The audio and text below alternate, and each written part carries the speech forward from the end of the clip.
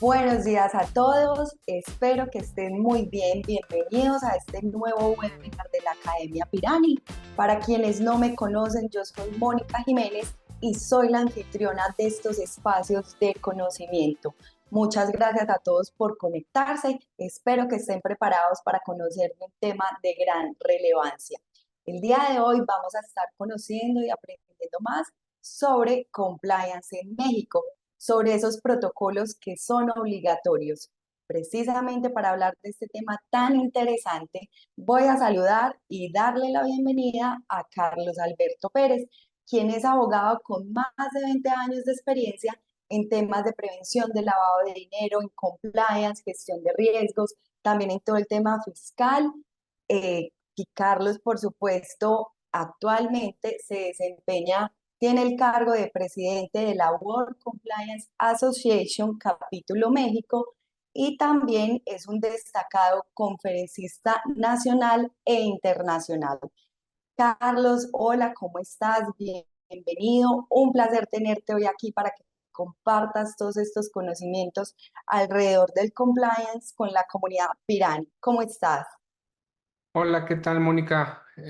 Abierto el micrófono. Sí. ¿Qué tal? Muy buen día a todos. Muchas gracias por la invitación. Un gusto estar con ustedes y participar en tan distinguido programa. Y bueno, pues con mucho gusto y ánimo de llevar a cabo este webinar. Claro que sí, Carlos. Esperamos entonces que todo este contenido que has preparado y que hoy vas a compartir con nuestra comunidad sea de mucho provecho y utilidad para todos los que hoy se están conectando. Por aquí vemos diferentes personas pues que están conectadas desde Guadalajara, la Ciudad de México.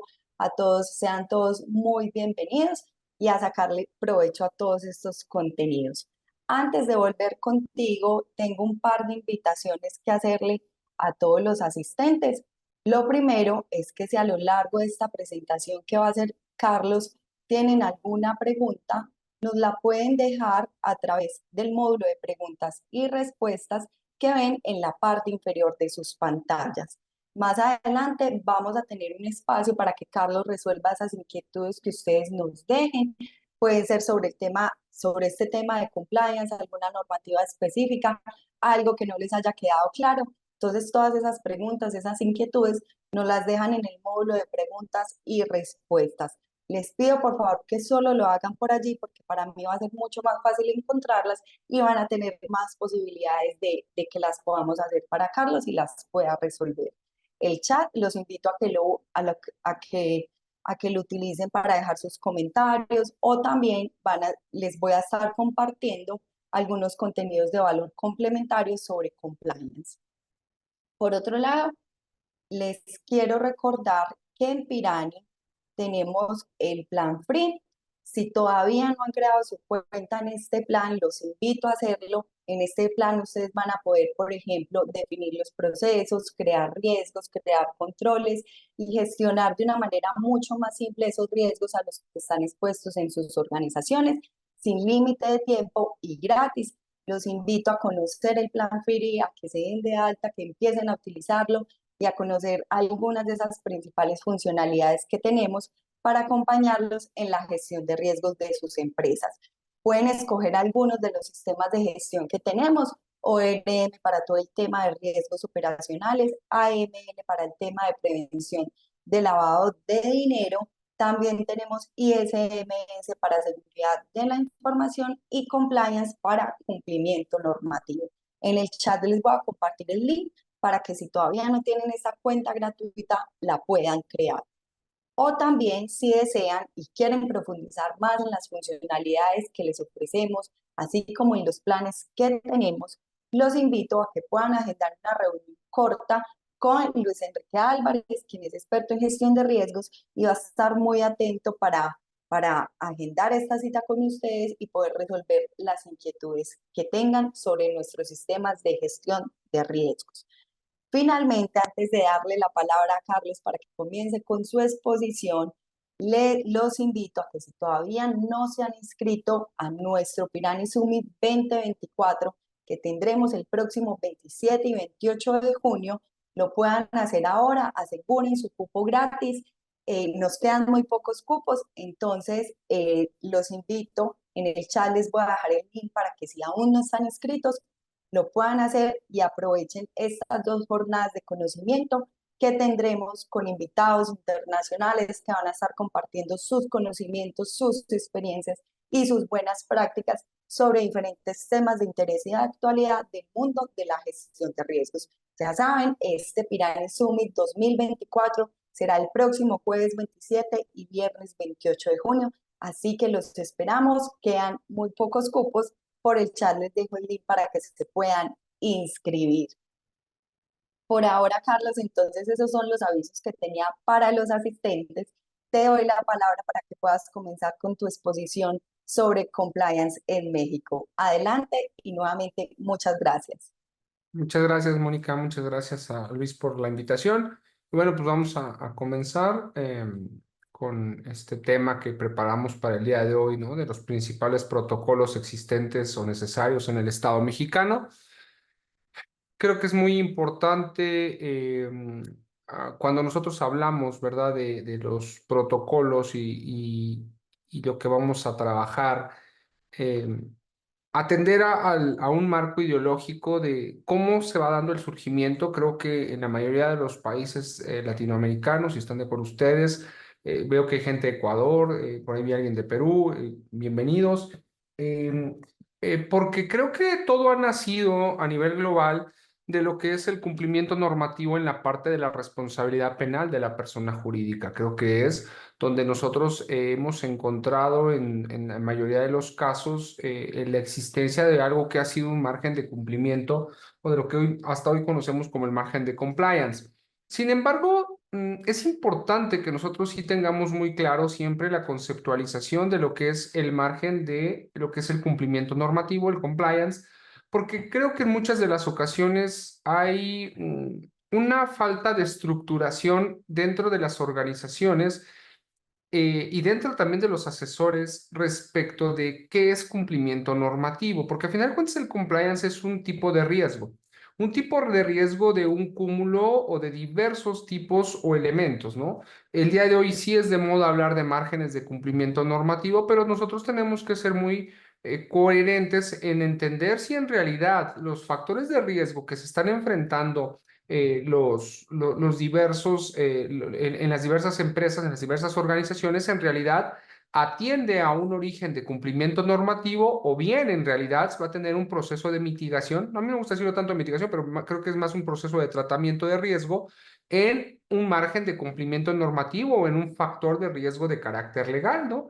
Porque muchas veces hoy todo es compliance, ¿no? Hoy queremos hablar y decir que todo es compliance y creo que eso es un gran error. No todo es o no todo factor de riesgo tiene un factor de origen en el propio, en el tema de cumplimiento normativo, en el compliance, porque pues hay otros tipos de riesgos que son los que originan y entonces ahí se va a ver un efecto negativo en el momento de llevar a cabo el acatamiento, el querer llevar a cabo el tratamiento y colocar las medidas de control cuando no conocemos debidamente de dónde se originan los potenciales tipos de riesgo, ¿no? Eso creo que tiene que ser un primer punto. Y de ahí sí llevar quizá esta charla a cuáles son elementos protocolarios requeridos en el Estado mexicano, por citar algunos ejemplos que deben ser muy similares en cualquier jurisdicción, para poder entender entonces si es un margen de cumplimiento. El compliance, si nosotros lo queremos ver al amparo de la ISO 37301, pues dice que es el no cumplimiento de los, el riesgo es el no cumplimiento de los mandatos de carácter normativo legales, ¿de acuerdo?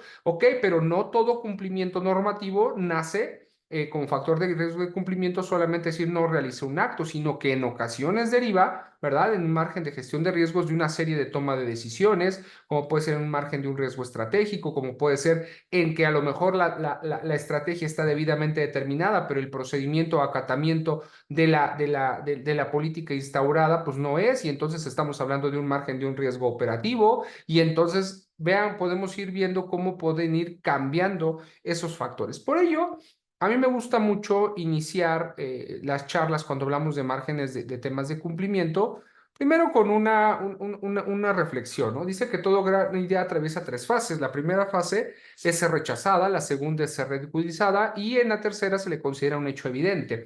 Esto es lo que pasa con los procesos de cumplimiento normativo. Cuando nosotros hablamos todavía de compliance o hablábamos de compliance hace 10, 15 años quizá, porque cuando me dicen que nace en una época, sí, el compliance quizá puede ser reciente, pero los sistemas de gestión de riesgo son sumamente antiguos. La primera base la tenemos desde los sistemas de las 12 tablas en la época romana, que era un sistema de gestión de riesgo que hablaba de los elementos de mortalidad y por qué pasaba. Entonces, cuando hablamos, quizás nos tenemos mucho en el mundo anglosajón, pero en el tema de cumplimiento normativo, pero en el tema que está por encima, que es la gestión de riesgos, pues creo que es una vivencia distinta. En los marcos normativos nos vivimos, ¿no? El mundo empresarial cada vez es más complicado cuando decimos, oye, tienes que tener, no sé, algo simple, ¿no? Un protocolo de protección de datos, de protección de datos personales en posesión de particulares y dicen, pero si tengo aviso de privacidad y nosotros decimos, pero si el aviso de privacidad pues representará quizá el 1% de lo que tienes que cumplir en el margen de una cadena de protección de datos personales, ¿no? Entonces, la realidad es nada, o cuando hablamos de algo quizá más estricto, como pueden ser las leyes de lavado de dinero, ¿no? Los marcos preventivos de ley de lavado, blanqueo de capitales, lavado de activos, como lo digan en sus jurisdicciones, y hablamos de esos márgenes de prevención que derivan de la recomendación 22 de Gafi, ¿no? De tener esos protocolos para las actividades profesionales no financieras designadas, y que en muchos de los países lo que hacemos es un sistema de reporteo y mucha gente lleva a cabo sus procedimientos, sistemas de reporteo, sin tener una estructura de vida de los procedimientos de identificación de clientes. Por eso hablo y por eso esta reflexión en la cual primero se rechaza, ¿no? Es ¿por qué vamos a hacerlo, ¿no? La primera ideología en un marco de prevención, pues es rechazar esta idoneidad. La segunda es ridículo, ¿no? Que tengamos que llevar a cabo eso porque es un gasto, qué beneficio, nosotros no somos lavadores y por qué tendríamos que tenerlo, cosas por el estilo, ¿no? Y al final, cuando por desgracia se llevan a cabo los procedimientos penales, administrativos, por ejemplo, siguiendo el tema del lavado de dinero, pues bueno, ya ven que es evidente, es un hecho evidente que por no tener ciertos elementos protocolarios, sistemas de análisis de riesgo, bueno, pues se dan, es evidente para ellos a razón de multas, ¿no? De multas cuantiosas que bueno, pues genera un efecto económico, ¿verdad? En la afectación de ellos. Por eso a mí me gusta mucho este margen o esta reflexión, ¿de acuerdo? Bien. Veamos. Creo que para cuando nosotros empecemos a hablar de cualquier tipo de riesgo, en este caso, quizá los riesgos de compliance, ¿no? Como tal, tenemos que entender la estructuración y de dónde viene. Si no entendemos esas pautas es cuando hablamos, ¿no? Yo escucho mucho cuando me dicen, no, yo no tengo, yo en mi empresa tengo gobierno corporativo y compliance. Y dices, ah, y administro riesgos a través de compliance. Digo, ah, caray, ¿cómo le haces para administrar riesgos a través de compliance, no? Veamos por qué. Porque tenemos que entender en dónde está colocado dentro de un panorama debido de gestión de riesgo para llegar al margen del cumplimiento normativo. En primera instancia, tenemos que tener muy claro qué es la gobernabilidad. Porque muchas veces también confundimos gobierno corporativo con un buen gobierno, ¿no?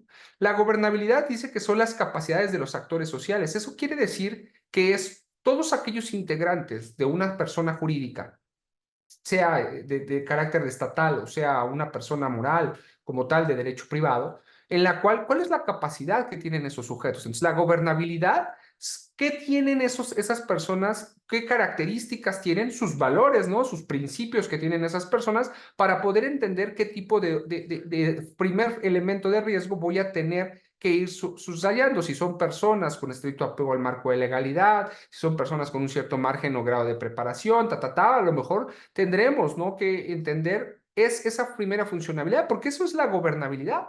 Una vez que yo entiendo qué características tienen mis actores sociales, entonces puedo empezar a incluir un elemento de la gobernanza. Dice, la gobernanza son las reglas del juego de un sistema social, es decir, cómo se van a llevar a cabo los elementos o comportamientos. Mucho tiene que ver aquí la parte mercantil, cómo están estructuradas nuestras sociedades mercantiles, nuestras sociedades civiles, en la cual son esas reglas. Oye, tendrás que hacer convocatorias para asamblea, tendrás que llevar a cabo el pago de un título accionario, la aportación de capital social, una aportación en márgenes industriales, no tendrás que jugar con la firma social. O sea, esas reglas van a esa, perdón que pongo un ejemplo tan burdo, pero es a lo que van, a ese sistema de gobernanza, es decir, son las pautas, son las reglas que le corresponden a la gobernabilidad, es decir, a las reglas que se le imponen a los actores sociales, de acuerdo en su margen o comportamiento.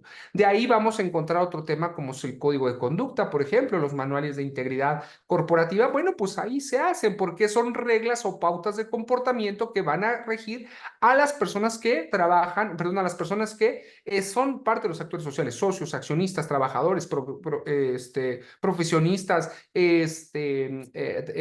prestadores de servicio, ¿no? Directores generales, todo eso es quiénes son esas características. Por eso es cuando contratamos la liga con los sujetos que van a ser actores sociales en mi ente.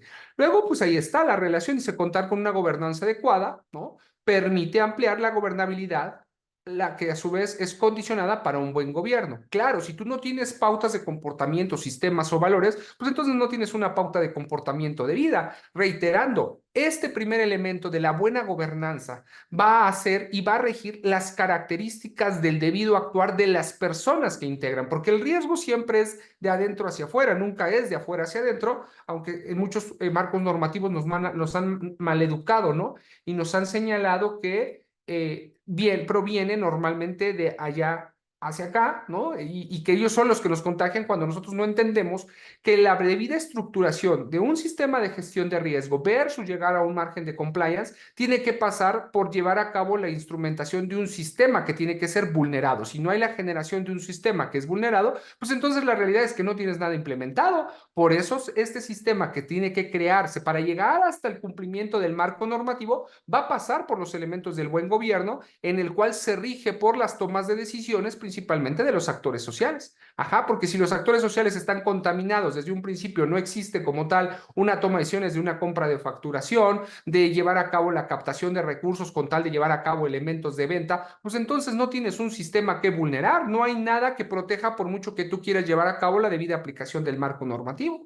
Si ambos conceptos, y si es factible aplicar ambos conceptos toda vez que sea necesario definir y aplicar una forma de administración o gobierno dentro de la organización y que esta última precisa una adecuada dirección de control por los cumplimientos de sus objetivos. Y ahí van a ser un punto fundamental. ¿Cuántas veces no hemos partido? Oye, yo quiero tener un sistema de compliance y permítanme en México tenemos publicado por parte de la Procuraduría del Contribuyente el manual el manual de cumplimiento fiscal, ¿no? Dicen tu manual de cumplimiento fiscal, nos lo dieron, dijeron, con esto vas a poder entregar ciertas cosas, muchas cosas, vas a poder cubrir esta parte de materialización, razonabilidad de negocio, debido cumplimiento. Y uno de los elementos que es fundamental, dice, la determinación de los objetivos, claro, ya yendo hasta abajo, vean, pasé del punto álgido arriba, pero cuando nosotros queremos definir el objetivo del manual de Tax Compliance, pues tenemos una problemática. Lo quiero definir a nivel solamente de cumplimiento normativo sin entender que la obligación del objetivo de los fines que va a buscar esa organización nace de arriba, nace desde la gobernabilidad de la empresa y no en el margen del cumplimiento normativo. Por eso la ISO 37301 lo deja muy claro. Dice, para poder llevar a cabo la determinación de los factores, los objetivos de los programas de compliance, tendrás que llevar a cabo un sinnúmero de partos. Uno, el entendimiento del contexto de la organización. Ah, yo soy un contribuyente de tal régimen. No, espérame. El contexto de la organización tiene por lo menos 44 elementos que tienes que ir verificando, ¿no? A bote pronto, riesgos inherentes, riesgos inherentes, riesgos derivados, tenemos la generación de tus márgenes de estatutos sociales, sistemas competitivos, análisis de investigación y desarrollo de nuevas tecnologías, ¿no? Hay un catálogo específico para poder entender esa función, solo por el contexto. Luego dice en segunda, el entendimiento de tu administración de riesgo. Claro, un segundo punto que ahorita veremos cómo está arriba. Y luego dice, el entendimiento de las necesidades de tus partes relacionadas. Ah, ok, las partes relacionadas, ¿qué tendrían que decir? Y ahora sí, con ese ciclo tú vas a cerrar lo que es simplemente el objetivo del programa de compliance, pero te falta un elemento dentro del contexto, los objetivos propios de la organización. Y ahí tendremos que llevar a cabo la aplicación de algo que se llama pensamiento basado en riesgo, porque a mí, no sé ustedes qué opinen, pero me da mucho, acá en el Estado mexicano, nosotros tenemos la conceptualización de riesgo y luego enfoque basado en riesgo, ¿no? Y muchas veces pensamos que el enfoque basado en riesgo está por encima del entendimiento del riesgo. Claro que no. Para poder llegar a un enfoque basado en riesgo, yo tengo que ir caminando. En primera instancia, tengo que determinar mis elementos de riesgo con sus variables, dentro de sus variables, los objetivos de la organización. Después tendremos que pasar por un pensamiento basado en riesgo y después del pensamiento basado a riesgo, un estrechamiento o acercamiento basado a riesgo y ahora sí podré llevar a cabo mi enfoque basado en riesgo. Pero parece que tenemos que pasar del punto A al punto B de manera directa, no es un elemento de carácter lineal. Cuando nosotros hablamos simplemente de la conceptualización del riesgo, si lo quieren ver a través de ISO 31000, pues sí dice que son los efectos, ¿no? Ajá, que generan afectaciones sobre los objetivos de las organizaciones. Perdón que lo parafraseé un poco. Dice, ok, el objetivo. ¿Y cómo determina el objetivo? Ah, pensamiento basado en riesgo. Dice que los objetivos de las organizaciones tendrán que ser aquellos que tengan características como ser medibles, determinados, ¿verdad? Logrables en un tiempo específico de tiempo y que para poder llevar a cabo esa determinación y alcance del tipo de objetivo que tiene la organización, tendrán que verificarse sus creencias y sus preferencias. Dice que las creencias es todo aquello que se documente, ¿verdad? La creencia se va a sustentar, mejor dicho, en todo aquello documentado. Si no existe documentación, la de creencia es falsa, la creencia es absurda y la preferencia, una vez que tú tienes elementos documentados a través de la creencia en el objetivo, ahora sí generará el margen de la preferencia. A sabiendas de que estas conductas tienen factores de riesgo de dicho índole, ya sean factores de riesgo positivos o negativos, tú aún así decides ir por el cúmulo, el mayor tipo de riesgo. Va, perfecto, pero entonces no digas, no, tú no sobrepasaste el margen de la creencia solamente para poder determinarlo. ¿Y quién lo determina?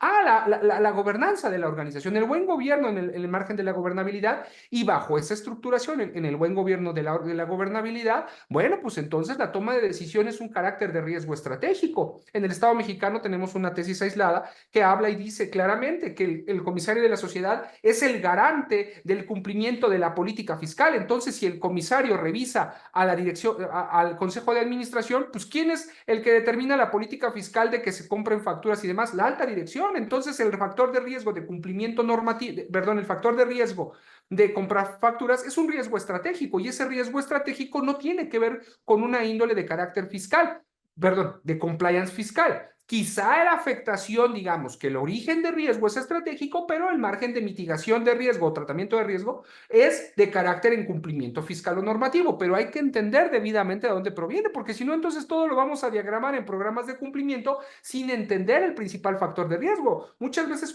¿cuántas veces no vemos amigos que están aquí del Estado mexicano que hablamos de riesgo en fiscal y me dicen que el riesgo fiscal es 69B, ¿no? Que es temas de emisión de CFDI. Espérenme, pues si los riesgos fiscales están definidos, dice que en un margen de cumplimiento fiscal, ¿verdad? Solamente existen 3 potenciales tipos de riesgos fiscales y ahí las subclasificaciones: riesgo de cumplimiento normativo, riesgo reputacional y riesgo de interpretación del marco normativo, que es un riesgo que se asocia más a un riesgo legal que a un riesgo de cumplimiento normativo. Por eso la importancia, resalto y sigo resaltando, de entender la estructura, me va llevando de la mano. Dice que el gobierno ahora hace referencia a la fusión que realizan acuerdos con los factores de poder, manifiesta las prioridades de la organización, manifiesta las prioridades de la organización bajo el formato de políticas. Ah, claro, entonces la gobernabilidad, estando arriba, determinará los potenciales factores de riesgo para el margen de aplicabilidad. Ok, y luego vendrá una estructura de apoyo, un margen de control para que esto se lleve a cabo. ¿Cómo? Sí, a través de un gobierno corporativo. Cuando me dicen, es que yo tengo gobierno corporativo y administración de riesgo, pues sigue siendo una remembranza, porque primero tenemos un buen gobierno dentro del sistema de gestión de riesgo. Ayúdenme si me falta algo, pero es un análisis contextual, ¿no? Ya en factores de riesgo, después del análisis contextual, un proceso de identificación de riesgos, después del proceso de identificación de riesgos, un sistema de administración, un sistema de evaluación y luego viene un sistema de control a través de los tipos de controles, ¿no? Controles preventivos, detectivos y reactivos. El gobierno corporativo, cuando yo he llevado a cabo la estructura de mi identificación de riesgo, surge como parte de un mecanismo de control preventivo y se coloca a la par de la gobernabilidad. pero no es que yo tenga, porque muchas veces me dicen, yo tengo gobierno corporativo y sistema de administración de riesgos, pues me queda claro, para haber llegado a gobierno corporativo lo implementaste como debido del proceso de control y lo llevaste y lo determinaste como un elemento de tratamiento, que en los tratamientos, por eso digo que a mí no me gusta decir mitigación, porque para mí los tratamientos, que es mitigación, administración, elusión, traspaso, todas estas funciones lo pusiste como un elemento de administración dentro del margen de la gobernabilidad. Entonces, ahí es cuando nosotros vamos colocando, ¿verdad? Vamos observando, ahora sí, nosotros tenemos que partir del entendimiento de que la gobernanza, gobernabilidad y demás, ¿a qué va? Ya dijimos, a los actores sociales. Son pautas o reglas de comportamiento para los accionistas, trabajadores, colaboradores, de acuerdo cómo van a llevar a cabo sus funciones, cómo van a llevar a actuar. La ISO 31000 por ahí empieza, estamos de acuerdo por los sistemas o valores. Y luego, ahora sí, un sistema de administración de riesgos, un sistema de gestión de riesgo que dentro de todo su parámetro va a encontrar lo que yo les dije. Oye, vas a tener, sí, tu proceso de identificación de riesgos, vas a llevar a cabo la implementación de un sistema de administración de riesgos. Por eso cuando me dicen, es que yo tengo administración de riesgos y compliance, en mi compliance hago administración de riesgos. No, no, no, no, no, no, no. Primero hiciste el sistema de administración de riesgos en un debido entendimiento de todo tu potenciales tipos de riesgo conforme a las diversas clasificaciones existentes. A mí me gusta más conforme a las características existentes, que conlleva riesgos de cumplimiento normativo, estratégicos, operativos, financieros, de mercado y me falta uno, hay reputacionales, ¿no? Entonces, esos son los 5 principales. Hay otras clasificaciones con la que tú quieras, pero en ellas es donde planeas ese margen estructurado. No es que la administración de riesgo se coloque por abajo del sistema de cumplimiento. La administración de riesgo se elaboró principalmente en un marco de características globales para llevar a cabo el entendimiento y aplicabilidad estrictamente sobre un proceso específico que es el margen del compliance. No puede ser de otra forma. O vamos, cuando me dicen yo hago compliance pero no tengo un sistema analítico de gestión de riesgo, pues es casi como decir que no tienes nada, porque entonces no estás detectando cuál es el origen de la prevención del factor de riesgo. Si tú crees que el origen en la falla del sistema de un proceso de cumplimiento normativo atiende a un artículo, estás mal, porque tiene que atender al actuar. Las comisiones de conductas delictivas son un actuar, una conducta dolosa, una conducta culposa. Oye, hubo un error en el entendimiento del procedimiento que se dictó. Ah, entonces estamos en un riesgo de carácter operativo que tuvo una consecuencia en el margen del cumplimiento normativo o en un riesgo de carácter legal. Oye, es que la determinación en la política fiscal fue errónea o en la política o el apetito de riesgo fue demasiado alto respecto de temas de lavado de dinero. Bueno, pues entonces estamos hablando de un potencial factor estratégico que puede tener una repercusión en operación y que tendrá que ser validado en el cumplimiento del carácter normativo, es decir, un escalonamiento de los potenciales tipos de riesgo, ¿vale? Por eso, la gobernanza es a las personas, el sistema de riesgo es a los procesos y procedimientos de carácter interno y ahora sí, el compliance o cumplimiento pues tendrá que ver con leyes y reglamentos principalmente. Yo no me atrevo a decir a sistemas contractuales porque los sistemas contractuales para mí son más un riesgo de carácter legal. Simplemente, ¿cuántos errores tenemos en la implementación de un sistema de cumplimiento cuando tenemos un riesgo que es de carácter legal y otro que es de riesgo de cumplimiento normativo? Por eso el entendimiento, cuando hablamos de un riesgo de carácter legal, hablamos simplemente de la nueva creación de sistemas normativos que llevan a cabo un impacto de carácter económico o la violación de sistemas contractuales que generan impactos de carácter económico ante su falta. Eso no tiene que ver con un sistema de compliance. El compliance es el no acatamiento o la no realización de un marco normativo específico. Entonces, ahí es donde tenemos que ser el punto fino, ¿no? Los sistemas de gestión de riesgos pues son de suma importancia y o relevancia desde esta perspectiva, ¿de acuerdo? Entonces, ahora sí, cuando nosotros hablamos en una primera instancia del potencial sistema de riesgo, ¿no? Cuando nosotros hablamos del potencial sistema de los factores de riesgo en el cual hablamos, ¿no? Entendamos entonces la conceptualización de riesgo más allá de la simple definición de ISO 37000, de 31000, ¿no? Cuando dice el sistema de riesgo, dice es la probabilidad o grado de certeza, ajá, de un sistema, dice, es la probabilidad o grado de certeza. Sabemos que el riesgo no se materializa, el riesgo es algo que es simplemente una variabilidad que está ahí colocada, dice, de que un sistema vulnerable. Nuevamente, si no tengo un sistema que vulnerar, un sistema de contención, tanto contención positiva y negativa, porque aquí es un tema importante. Yo sé que muchos estamos casados con los elementos de la matriz de riesgo, pero nosotros no podemos dejar de lado que la matriz de riesgo es un método de apoyo en cada una de las subclasificaciones de los sistemas de administración de riesgo. Habrá que entender si lo que nosotros estamos potencializando, queriendo identificar dentro de este margen de factor de riesgo, ejemplo, si quieres llevar a cabo una determinación de elementos cuantitativos, pues nosotros sabemos que la matriz de riesgo no sirve para la obtención de elementos cuantitativos. Para eso tenemos otro tipo de sistemas, ejemplo, un sistema Markov, ¿no? En el cual sí me va a dar elementos de carácter cuantitativo. Entonces tenemos que tener si es una herramienta la que voy a usar, si va a ser para análisis de escenarios, si va a ser un método de apoyo. Entonces, entendiendo esa figura, es donde yo determino la metodología de lo que yo voy a llevar a cabo en mi sistema de aplicación. La matriz de riesgo nos sirve de manera global para hacer un primer scouting, que servirá sí de mucho, pero ya en elementos específicos tendremos que verificar. Entonces ahí, ¿por qué? Luego otro punto, la matriz de riesgo, aún en sistemas de compliance, no tiene por qué observar solamente elementos de carácter negativo. Nosotros sabemos, ¿verdad?, que en primer cuadrante del lado izquierdo siempre tendremos que colocar una matriz de riesgo de carácter métodos de apoyo, perdón, de carácter positiva, del lado derecho de carácter negativa, para poder verificar específicamente dónde es que nosotros encontramos. Entonces ahí la importancia de la determinación de los tipos de sistemas, ¿no? Análisis de árbol, análisis de pajarita, lo que ustedes gusten hacer, bueno, nada más de definir muy bien cuáles serán sus métodos. Este no es tema de análisis de riesgo, tengo que llegar a compliance. Dice, para saber si experimente una pérdida o empeoramiento o una ganancia o mejora. Es decir, si un sistema de control es debido, si un sistema de control es mejor, quizá un reporte me puede servir que lo hace una determinada área y bueno, lo puedo hacer en otra área para llevar a cabo el debido control de que si hay una presentación, ejemplo, en el Estado mexicano, un aviso, una informática, un repositorio en el cual se notifique, no sé, a la alta gerencia de la presentación de los avisos de lavado de dinero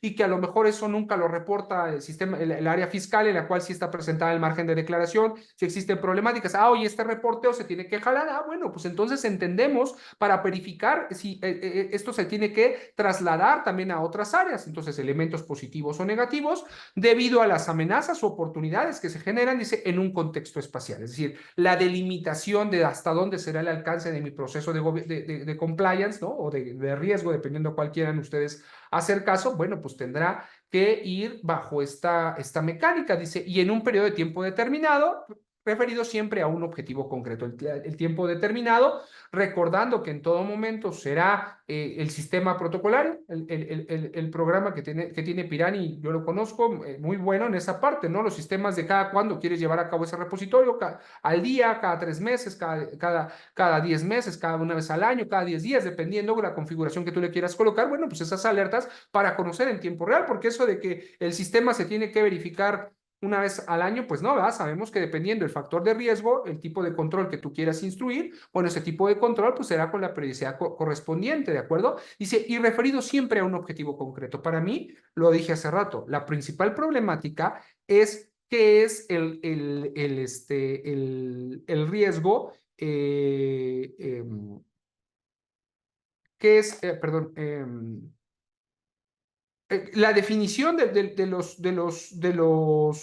los objetivos de las organizaciones. Un objetivo, ejemplo, lo dije hace rato en el manual de compliance fiscal, no puede ser el debido cumplimiento del marco normativo. No, no, no, no, no, no, no, no, pues si nace de arriba. O sea, si tú me dices que es cumplir leyes, pues perdón, tu objetivo es un tema muy, muy acotado, ¿no? Muy acortado en esa figura, ¿no? Entonces, pues bueno, será en esta conceptualización. A mí me gusta mucho esta definición de riesgo. La verdad es que creo que va más allá la amplía, ¿no? Amplía eh, el alcance, ¿no? Que la realidad es que, pues cuando hablamos de 31,000, pues sí, ¿no? Estos efectos, estas afectaciones, claro, en el pensamiento basado en riesgo, las afectaciones se producen a través de no llevar a cabo una debida documentación de las creencias y una peor aplicabilidad de las preferencias por la incorrecta determinación de los objetivos en la organización. Lo estoy diciendo a contrario censo. Entonces, pues bueno, ahí va a determinar en este sistema, ¿no? Cuando nosotros vemos, ya para llegar a lo que pasa en el Estado mexicano, Moni, no me acuerdo cuánto tiempo me dijiste, pero ahí voy. El compliance consiste en la implementación de manera idónea y eficaz de un modelo organizativo que tiene como fin prevenir que la sociedad incumpla alguna normatividad concreta. Es lo que les decía, ¿no? La ISO 37301, pues es lo que dice, ¿no? El no cumplir con alguno de los marcos normativos es un efecto de carácter negativo. Dicho con otras palabras, consiste en formar un ordenamiento jurídico a medida en el que se recojan normas tanto externas como internas cuyo objetivo es prevenir cualquier conducta de carácter ilícito. Y bajo esta estructura, por desgracia, esto es lo que muchas veces pensamos que es llevar a cabo un sistema de cumplimiento normativo. No quise ponerles la estructuración entera de ISO 37301 porque la verdad es un monstruo, lo saben. Bueno, es un monstruo muy bonito, la verdad es que a mí me agrada mucho, pero esto es lo que muchas veces se piensa que es compliance, ¿no? Es decir, voy a tener una fuente de información y actualización, ¿no? En el cual voy a llevar a cabo la comprensión de obligaciones de cumplimiento. Dice, comprender la organización y su contexto, y hasta ahí está bien, pero estás tomando un solo apartado. ¿Cuántas veces no hemos visto, 37.301, cuando hablamos de la primer apartado, que es el contexto, del punto principal, y ahí voy a hacer una referencia, el contexto conlleva el análisis de partes interesadas. El análisis de partes interesadas, conociendo, ¿verdad? Que puedo tener partes interesadas internas o externas, las partes interesadas internas, ¿verdad? Que son mi consejo de administración, mis trabajadores, mis socios accionistas en la toma de decisiones respecto de la sociedad. Y la parte externa, ejemplo, los propios socios, que no son más que en la toma de decisiones en beneficios de carácter propio, autoridades, ¿verdad? Proveedores, Ese análisis es muy importante. Porque cuando nosotros queremos llevar a cabo la debida interpretación del debido análisis de partes interesadas, no podemos quitar de lado que va a derivar en mucho de los análisis de materialidad que lleva a cabo para conocer la razonabilidad y la estructuración de qué se busca con cada uno de los sujetos. Y para eso se requiere, bueno, no se requiere, para ello se propone siempre que se hagan matrices de relevancia, ¿no? Que se introduzca, sobre todo en el margen de cumplimiento normativo, que se haga un análisis a través de estas matrices de relevancia para entender y colocar a cada una de nuestras partes interesadas qué es lo que va a requerir en el ámbito del cumplimiento normativo. Si en el efecto, en el margen de probabilidad, si tiene sanciones económicas, ¿no?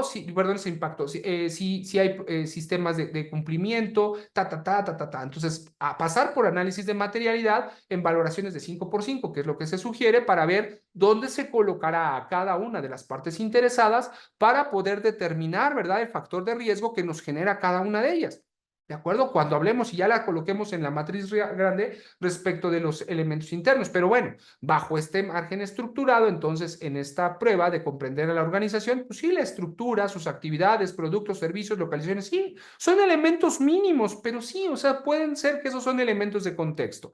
El marco legal, ¿no? Cuando hablamos del marco legal, pues generales o específicos, aquellos que nos aplican en un entorno globalizado, ¿no? Por eso hablo aquí de áreas de cumplimiento, que normalmente, pues en México, no sé cómo estemos en las otras, pero aquí en México lo que importa es fiscal y a veces fiscal, ¿no? Y de ahí en fuera, pareciera ser que todos los demás elementos normativos, pues no tienen una cabeza, ¿no? No tienen una estructura. Voy a poner un ejemplo muy burdo. En el Estado mexicano, cada vez que yo quiero emitirle la factura a alguien que me contrata, lo primero que me dicen es que tengo que, por favor, decirles y compartirles mi constancia de situación fiscal, mi opinión de cumplimiento, mi opinión de cumplimiento, en el cual el fisco dice no adeudas nada para que no se contagien, y la carátula de mi estado de cuenta bancaria, ¿no? Dice, son elementos que si no, no te pago, ¿no? Y yo digo, está muy padre. Y una pregunta que yo hago es, perfecto, pero préstame tu aviso de privacidad. Oye, ¿por qué? Porque en el Estado mexicano dice claramente la Ley Federal de Protección de Datos Personales que todos los datos personales financieros que tú recabes míos, tienes que requerir el aviso de privacidad firmado de manera autógrafa, de puño y letra o a través de la e-firma, ¿no? De la firma electrónica que tenemos. De otra forma, no está mal que me lo pidas, está mal que tú en tu proceso interno no tengas seleccionado ese apartado.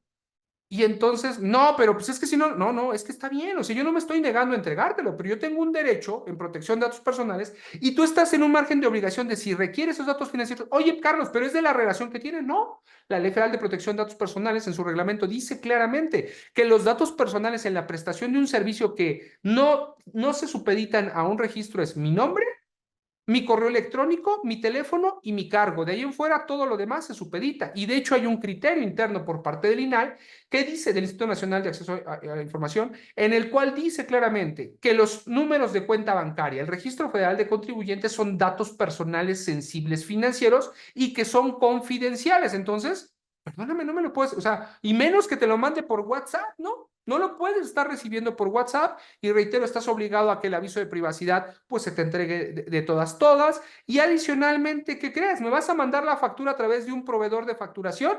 Ah, no se te olvide que tiene que decir tu aviso de privacidad que mis datos los estás tercerizando, que se los estás compartiendo a un tercero. Y ese dato de ese tercero, adicionalmente, ¿verdad? Tienes que buscar tú con tu proveedor de contabilidad que se destruyan mis datos una vez que cambies de proveedor. Y adicionalmente, si tercerizas y capturas información a través de un sistema informático, bueno, pues tendrás que tener un oficial de cumplimiento y la certificación a través del INAI para el sistema de protección de datos personales. Y nada más hablé de un sistema de pago, pero quiero que vean cómo hay un margen de vinculación, es decir, casi todos los elementos protocolarios que han surgido en las diversas entidades tienen un punto de enlace muy, muy importante, ¿de acuerdo? Entonces, bueno, pues ahorita platicaremos de varios, ¿no? Para que ustedes se den una idea. Ahora, aquí voy a hacer un primer parteaguas cuando hablamos de los elementos voluntarios. Y aquí comenzamos con este tema de factores de elementos voluntarios. El cumplimiento normativo a nivel global debe ser voluntario, es decir, ¿por qué? Porque constitucionalmente todos estamos inmersos en el debido cumplimiento del marco normativo. Si no necesito que haya una penalidad, una sanción económica o pecuniaria, para que entonces yo lleve a cabo el proceso de atención, ¿verdad? Del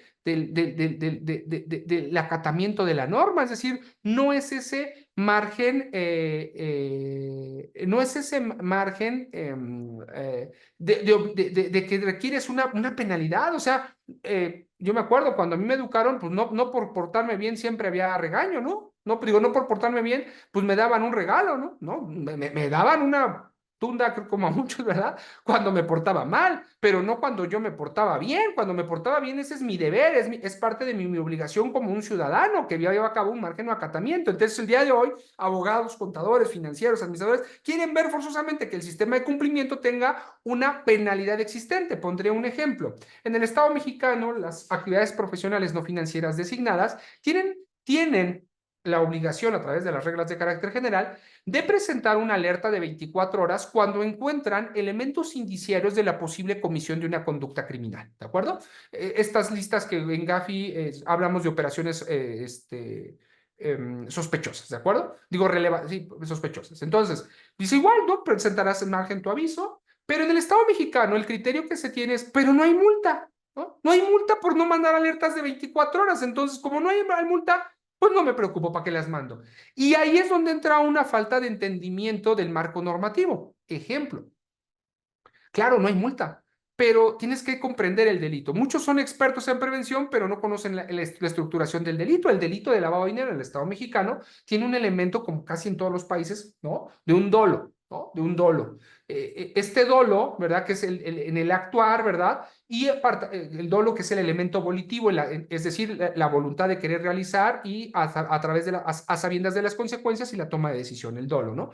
Y paralelamente tenemos dentro de este dolo, dentro de los elementos, dice el que a sabiendas, ¿no? El que conozca las conductas. Entonces, si tú sabes que la persona está sujeta a un indicador, indicadores que nos ha proporcionado la propia autoridad, y tu toma de decisiones, no mando el aviso porque no hay una pena pecuniaria en la ley de prevención, sí, pero la ley no es solamente la toma de decisión de multas pecuniarias, sino tu factor de riesgo, como bien lo enuncia, es que haya que tú te vincules, tu sujeto obligado o actividad profesional no financiera designada, te vincules con la realización de una conducta criminal. Entonces, cuando tú tienes conocimiento del origen de los recursos, de que la persona tiene ciertas características a través del catálogo de indicios que ha otorgado la propia autoridad, pues sí, no tienes una multa, tienes un margen de vinculación o posible, perdón que lo diga, vinculación a un proceso por un elemento de indicio, solamente de indicio. No te van a sentenciar, tendrán que pasar más elementos. Pero ¿qué necesidad? Entonces, nuevamente es quitarnos el criterio de que todo margen de cumplimiento normativo tiene a final de cuenta un margen o una penalidad. Permítanme, voy a mostrarles en el Estado mexicano, en el Estado mexicano, como en varios países, desde España y muchos, tenemos algo que se llama responsabilidad penal de la persona jurídica, ¿no? Tenemos algo que se llama responsabilidad penal de la persona jurídica. La responsabilidad penal de la persona jurídica en el Estado mexicano es a través de números clausus, es decir, a través de un catálogo de delitos. No todos los delitos te vinculan a responsabilidad penal de la persona jurídica, por lo menos en el ámbito federal. Habrá que revisar cada una de las entidades, pero en el ámbito federal, el artículo 11 bis, pues tiene un catálogo importante. Entre ellos, lavado de dinero, delitos fiscales, terrorismo, fraude, explotación de moneda, cosas por el estilo, ¿no? Explotación de menores, cosas así. Bueno, y luego nos señala muy claramente su parte, su ley adjetiva, en el cual habla el Código Nacional de Procedimientos Penales, que para que una persona moral sea vinculada a la responsabilidad penal de la persona jurídica, dice que tendrá que realizarla a través de personas, sus internos, ¿verdad? Dice a través de quien lleve a cabo, quien actúe en su nombre, en su nombre, a través de los medios que ella proporciona, en beneficio de la persona moral, ta, ta, ta. Y hasta ahí está bien, ahorita platicamos de eso. Luego me dice y que adicionalmente no acredite tener el debido control de la organización. Y ahí viene un punto muy importante, el debido control de la organización. ¿Qué artículo dije, Claudia, del Código Penal Federal? Pues dije el artículo 11 bis del Código Penal Federal, 421 a 425 del Código Nacional de Procedimientos Penales, ¿de acuerdo? Esos son los artículos, si es el tema de responsabilidad penal. Ahorita sigo viendo preguntas. Bajo ese entendido, las fiscalías del Estado mexicano dijeron, ¿y nosotros cómo vamos a verificar si las empresas tienen el debido control de su empresa? Es decir, ¿cómo acreditas tener el debido control de la organización? Y entonces empezamos porque tienen que ser dos, que alguien actúe en nombre y que haya un indebido control de la organización. Y hay un tercero, que haya un órgano de control permanente. Ahorita platicamos de eso. Y entonces partimos y algunas entidades federativas, ahorita les voy a poner el ejemplo de una, dijo, bueno, vamos a acordar en protocolos internos de las fiscalías que vamos a definir como debido control de la organización y con qué se nos va a acreditar el debido control de la organización. Y aquí es la prueba de que los sistemas de compliance no tienen elementos sancionatorios, pero sí elementos de evidencia, por lo menos a la luz de la parte penal. Yo no me voy a meter a analizar responsabilidad penal de la persona jurídica. Yo nada estoy atrayendo los protocolos para que ustedes vean qué es lo que va a necesitarse. Ejemplo, aquí les muestro el protocolo de investigación de las personas jurídicas de la Fiscalía del Estado de Quintana Roo. Es uno de los diversos que existen en el Estado mexicano. Ajá, no crean que vamos a leerlo todo, ¿no? Me habla de que es un criminal compliance, está muy bonito. Lo que yo me quiero detener es en este segundo punto, los componentes básicos de un criminal compliance, ¿de acuerdo? Para análisis de la fiscalía. Entonces me voy a permitir ir a la página 16. Ajá, dice, bueno, dice, para que un criminal compliance program sea efectivo y logre su cometido, dice, para el cual ha sido creado, debe comprender como mínimo 11 componentes básicos, ¿no? Dice 11, yo necesito que sean 11 componentes. Las fiscalías van a revisar este punto. ¿Cuáles son esos 11 componentes básicos? Yo me voy a parar en uno, que es el que nos interesa. Dice, bueno, que tengas un examen de la organización, ¿no? Un diagnóstico de riesgo organizacional. Oye, tengo mi compliance. ¿No estás entendiendo? Un diagnóstico de riesgo organizacional de todos los elementos de riesgo, no nada más tu programa de compliance, ¿de acuerdo? Eliminación temprana de riesgos, tus sistemas de control va a derivar del punto anterior, elementos de protocolización, que estés capacitando, evaluando, supervisando, tu canal de denuncia, que eso, gracias a Dios, a mí no me toca exponerlo, pero no se les olvide, sanciones preliminares, actualización y oficial de cumplimiento, porque como les dije, los tres elementos para vincularse es que alguien actúe en nombre, ajá, con los medios que proporcionas, ¿de acuerdo? En beneficio de la persona moral. Dos, que haya un debido control. Y tres, que haya un órgano de control permanente. Son los tres elementos para, bueno, y que haya un delito, ¿verdad? En el cual te vinculen. Yo me voy a detener en el diagnóstico de riesgo organizacional, ¿de acuerdo? Ahí me voy a detener, ¿vale?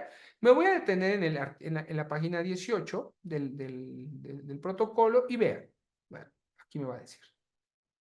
Dice, de conformidad con lo anterior, los elementos mínimos, otra vez, mínimos de un diagnóstico de diagnóstico de riesgo organizacional son los siguientes y las fiscalías deberán estudiar minuciosamente los datos de prueba para determinar si se actualiza o no en el marco de la investigación, si se actualiza o que el debido control de la organización. Digo, ya me pasé eso, pero ¿qué es lo que va a verificar? Si hay un debido control de la organización o no. Este es el punto medular porque quito un elemento y entonces no va a haber procedimiento penal, ¿me explico? Reitero, eso ya lo verán en algún otro webinar. Nada más yo quiero ir. En primera, en relación con la estructura de la organización, pues necesitamos tener su ubicación geográfica, sede principal y sus subsedes, ¿no? Tranquilo, ¿no? Entonces ahí van a verificar y cotejar contra la matriz de riesgo, que seguramente harán, porque es lo que más nos gusta. Pues tendrás que tener submatrices de riesgo por cada uno de las entidades o sucursales que tú tengas para que se pueda generar. Tu ubicación geográfica, pues no vayas a creer que nada más es que les digas yo estoy en el Estado de México, en Guadalajara o no. No, no, no. Ellos lo que van a buscar es que en la ubicación geográfica les digas cuáles son los potenciales factores de delito existentes. En el Estado mexicano tenemos, por ejemplo, el semáforo delictivo del INEGI, ¿no? Entonces pueden entrar, están algunos delitos, no están todos, entró el semáforo de, pues en mentira estos son algunos de los delitos. O sea, no nada más es decirle en qué entidad, ¿de acuerdo?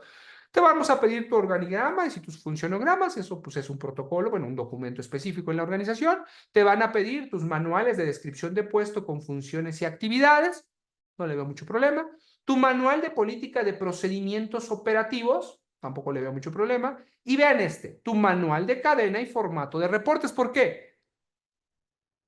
Cadena de custodia, ¿no? Para saber quién autorizó, quién tenía el documento, ¿verdad? Quién pasó por alto. Ejemplo, no vaya a ser que tengamos empresas que en su primer documento, no sé, en lavado de dinero, en la ley de lavado de dinero en temas de desarrollo inmobiliario, cuando llevamos a cabo los desarrollos, nos pide que digamos cuánto costó el desarrollo inmobiliario, ¿no? Cuánto es lo que le metía de principio a fin, ¿no? Mes a mes le vamos informando.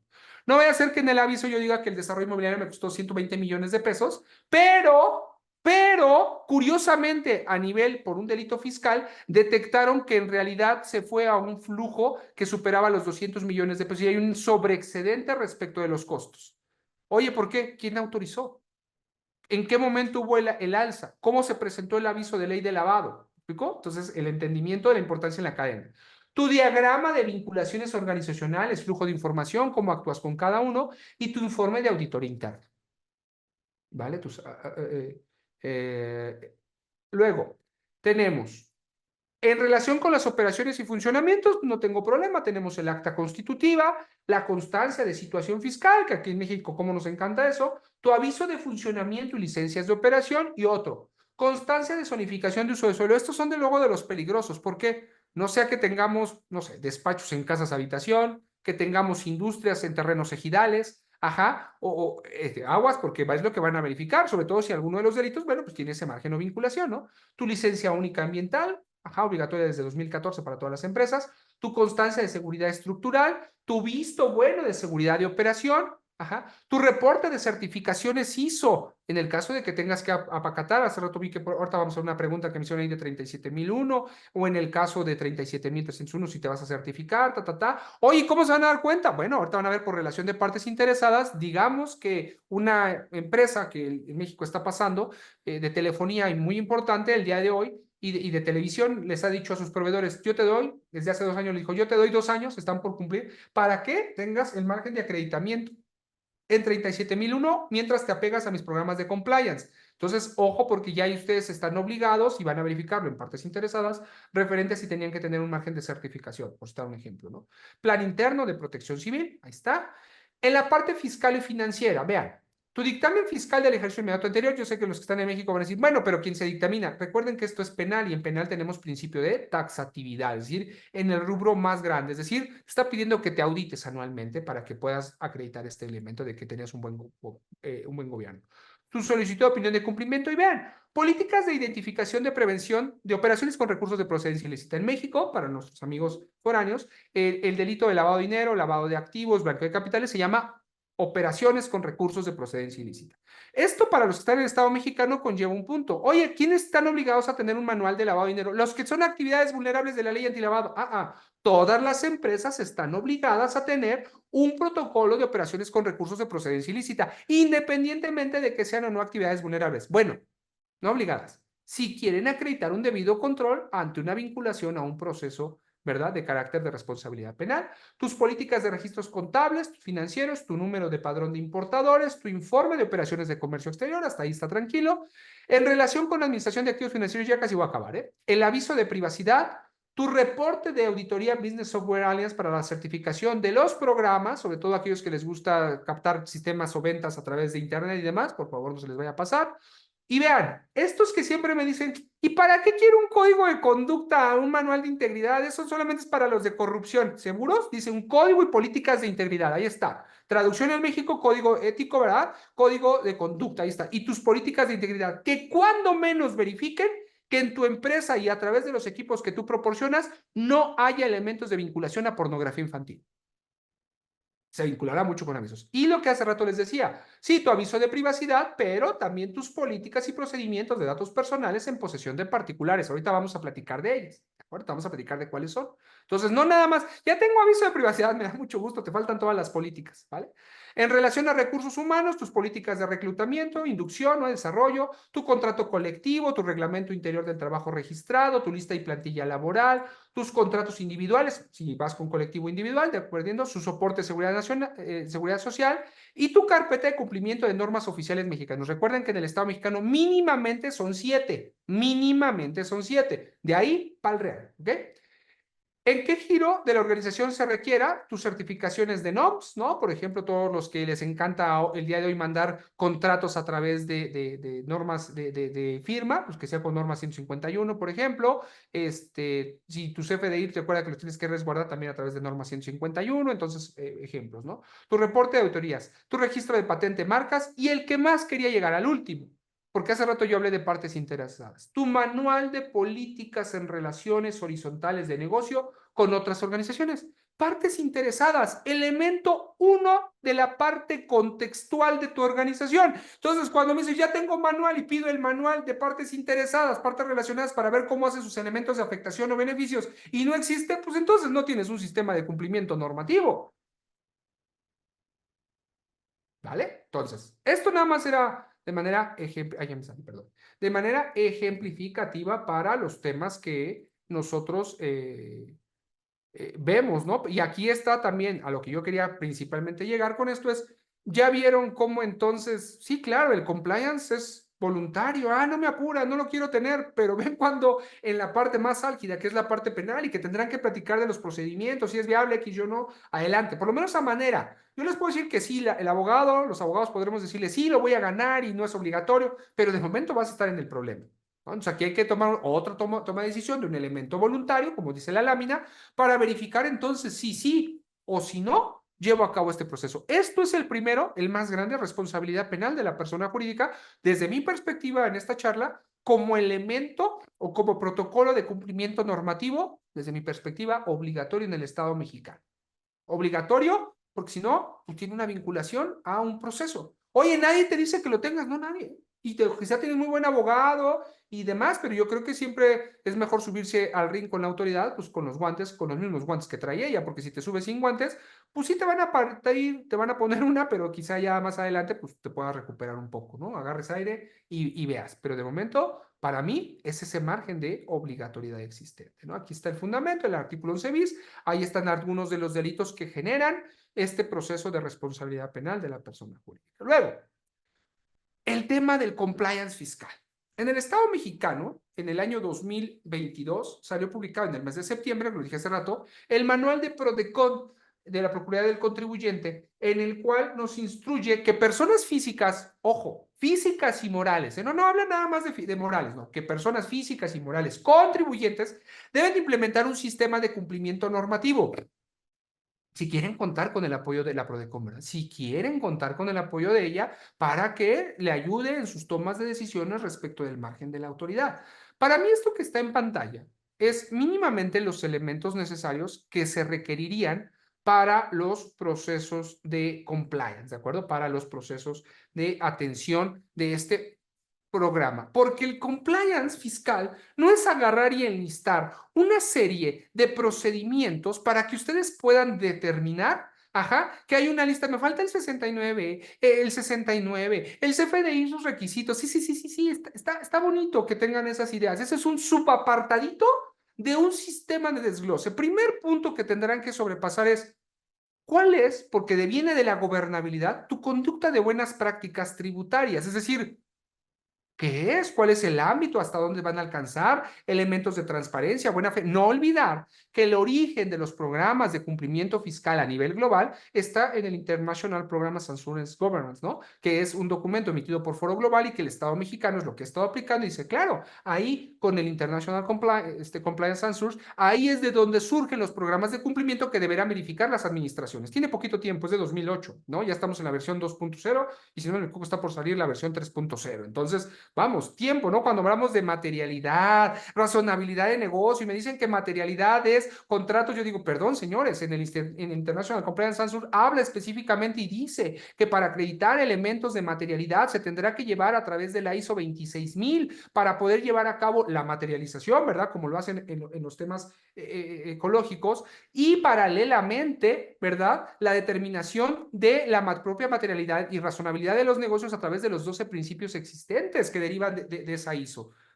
Y está, entonces yo no sé por qué a veces los fiscalistas andamos peleando de que si el contrato, de que si la lista de raya, ahí dice claramente cómo se le debe de poner el programa de cumplimiento al momento de acceso y de entrada del ejercicio de facultades por parte de la autoridad. En ese momento, por tratado internacional, tú deberás de poner y colocar tu programa de cumplimiento normativo y los elementos y razonabilidades existentes, y la autoridad tendrá, con fundamento en determinado artículo, tendrá que contestar y atender el procedimiento verificador a través de tu programa de cumplimiento. Claro, el programa de cumplimiento normativo debiste presentarlo previamente ante la autoridad fiscalizadora para que contemple si los elementos existentes por parte del contribuyente son reacios, o sea, son verídicos, le sirve, le manifiestan y que ella se manifieste. Claro, hay un procedimiento previo, entonces tiene poquito tiempo, ¿no? Reitero, ya va para 20 años, entonces pues bueno, eso es algo que se tendría que hacer.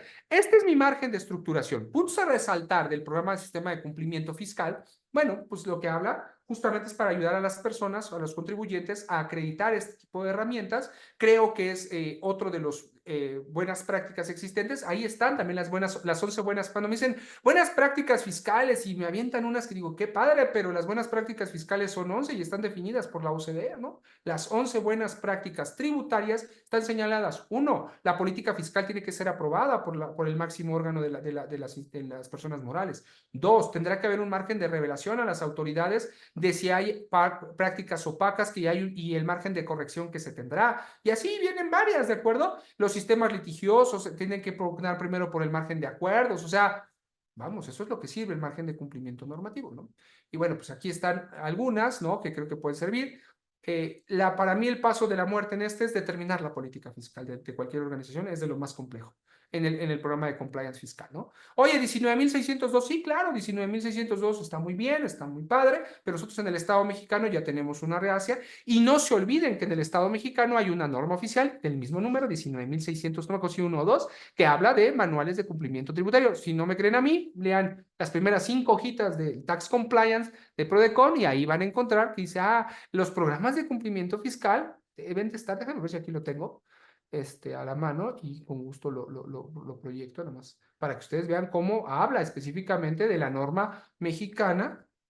Este es el manual de Prodecon, ahorita le subo a la misión y aquí dice, ¿no?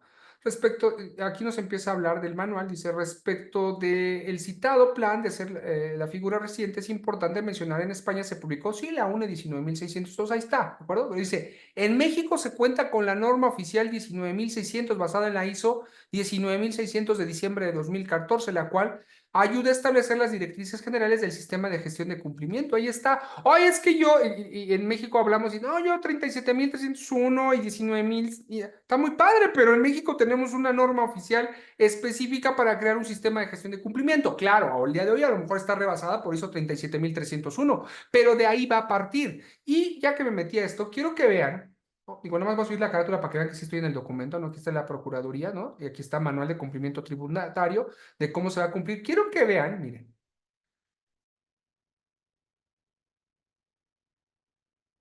Miren, identificación de sus procesos y estamos hablando de temas estratégicos. Oh, vean, yo quiero que vean.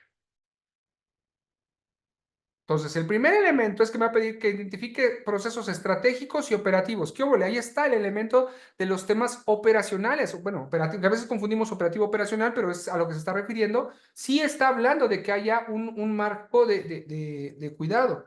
Y luego también me va a hablar del otro, me va a decir aquellos, dice, riesgos que busca prevenir la adopción del plan de cumplimiento, aquellos que conllevan consecuencias como el daño reputacional, que se los dije es el uno, ¿no? Los tipos de riesgos fiscales es reputacional, la imposición de multas y sanciones y la pérdida de negocios por contratos, fíjense, sanciones o multas por elementos de interpretación de la norma, las pérdidas de negocio por contratos no ejecutables o exclusión de licitaciones públicas, el sistemas de cumplimiento, son los tres tipos de riesgo, parafraseados, pero ahí están los tres tipos de riesgos que solamente son los únicos que existen en materia fiscal, por eso cuando me dicen riesgo de 69, yo digo, pues si tú dices, yo te creo, ¿no? O sea, me queda claro que de riesgos no es. O sea, vamos, sí está inmerso, pero pues tendrá que tener otro margen estructural. Y ya que estoy aquí, nada más me voy a pasar, perdónenme. Digo, ya para que lo vean ustedes de forma tangente.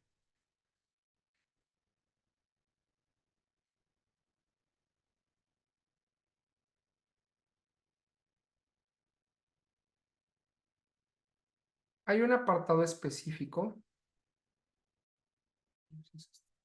Aquí está. Los elementos que debe tener el plan de cumplimiento normativo. Digo, yo se los desglosé más en su material, pero vean. Uno, un análisis de riesgos tributarios. Ya les dije cuáles son los riesgos tributarios. Dice, se debe identificar las áreas de riesgo de la empresa. Ah, ok, entonces el análisis de esos tres potenciales factores de riesgo son por departamento, no por marco normativo, porque luego veo la matriz y me dicen, riesgos fiscales de ISR, tal. No, no, no, no, no, no. Son por departamento, son por área de la empresa. Ajá. Dice, en el contexto de obligaciones inherentes, su naturaleza, ¿no? Luego dice, dos, debes determinar las necesidades y expectativas de la organización. ¿Dónde determinamos necesidades y expectativas? Se los dije hace rato, en el objetivo. Cuando determino el objetivo de la política fiscal, ahí está, creencias y preferencias, porque son las expectativas que determinan. Entonces está hablando de los objetivos. Determinar el alcance del plan de cumplimiento tributario. Y hace rato les dije, para determinar el alcance del plan de cumplimiento normativo es administración de riesgos, elementos contextuales, partes interesadas, y ahora sí puedo llevar a cabo el margen de la determinación. Generar, y si no, véanlo en el INSO 37301, ahí está. Generar manuales, políticas y procedimientos, esto ya es lo de menos, cómo genero ya mis manuales y demás. Reforzar la cultura del cumplimiento normativo, sí, claro, da cursos, capacitación, todo eso. Establecer sistemas de supervisión y medición y evaluación y auditoría y mejora continua, y vean, contar con un repositorio de evidencias para mantener controlada la documentación que acredite el cumplimiento de obligaciones fiscales. Ah, sistemas. Cuando entren al análisis de esto, es decir, sistemas de alertamiento fiscal. Es decir, cada vez que tú metas un sistema factor de gasto, tendrá que decirte mes a mes cuál es el factor de riesgo de una sanción de carácter fiscal generada. Por eso debes meter un sistema económico, digo un sistema bueno, electrónico, internet y toda esta parte, que te permita tener ese repositorio de manera eficiente. Esos son los elementos mínimos. Esto es un monstruo. Esto de verdad, señores, es, uff, no es el más pesado, pero para mí creo que el manual más complicado de elaborar siempre será el tema de protección de datos personales, ¿no? Sobre todo cuando encontramos con las organizaciones y tenemos que hacer el inventario de datos personales, ¿no? Ahí sufren porque aparte empiezan a verificar que había N mil millones de datos personales que ya tenían que haber sido cancelados, ¿no? Entonces, bueno, pues ahí está este marcaje, ¿de acuerdo? Entonces, pues bueno, bien. Veo el comentario de Oscar. Ah, muchas gracias, Oscar. Perdón si no lo dije como tal. Agradezco la aclaración. Por favor, para que lo tomen ahí, la aclaración que nos ayuda amablemente a hacer Oscar, que habla de la NOMS. ¿De acuerdo? Ahí está. Muchísimas gracias, Oscar, por la aclaración. De todos aprendemos. Eso siempre lo agradeceré. Muchas gracias. Sobre todo por estar atento, ¿ah? Ok. Ahorita veo las demás preguntas. Después que son las que voy viendo de reojo. Ahora bien. Este es, por ejemplo, el objeto de la ley federal. Ya hablamos de dos marcos normativos, si están de acuerdo. Ya hablé del fiscal, ya hablé de responsabilidad penal, que para mí son de los temas que se tienen que considerar.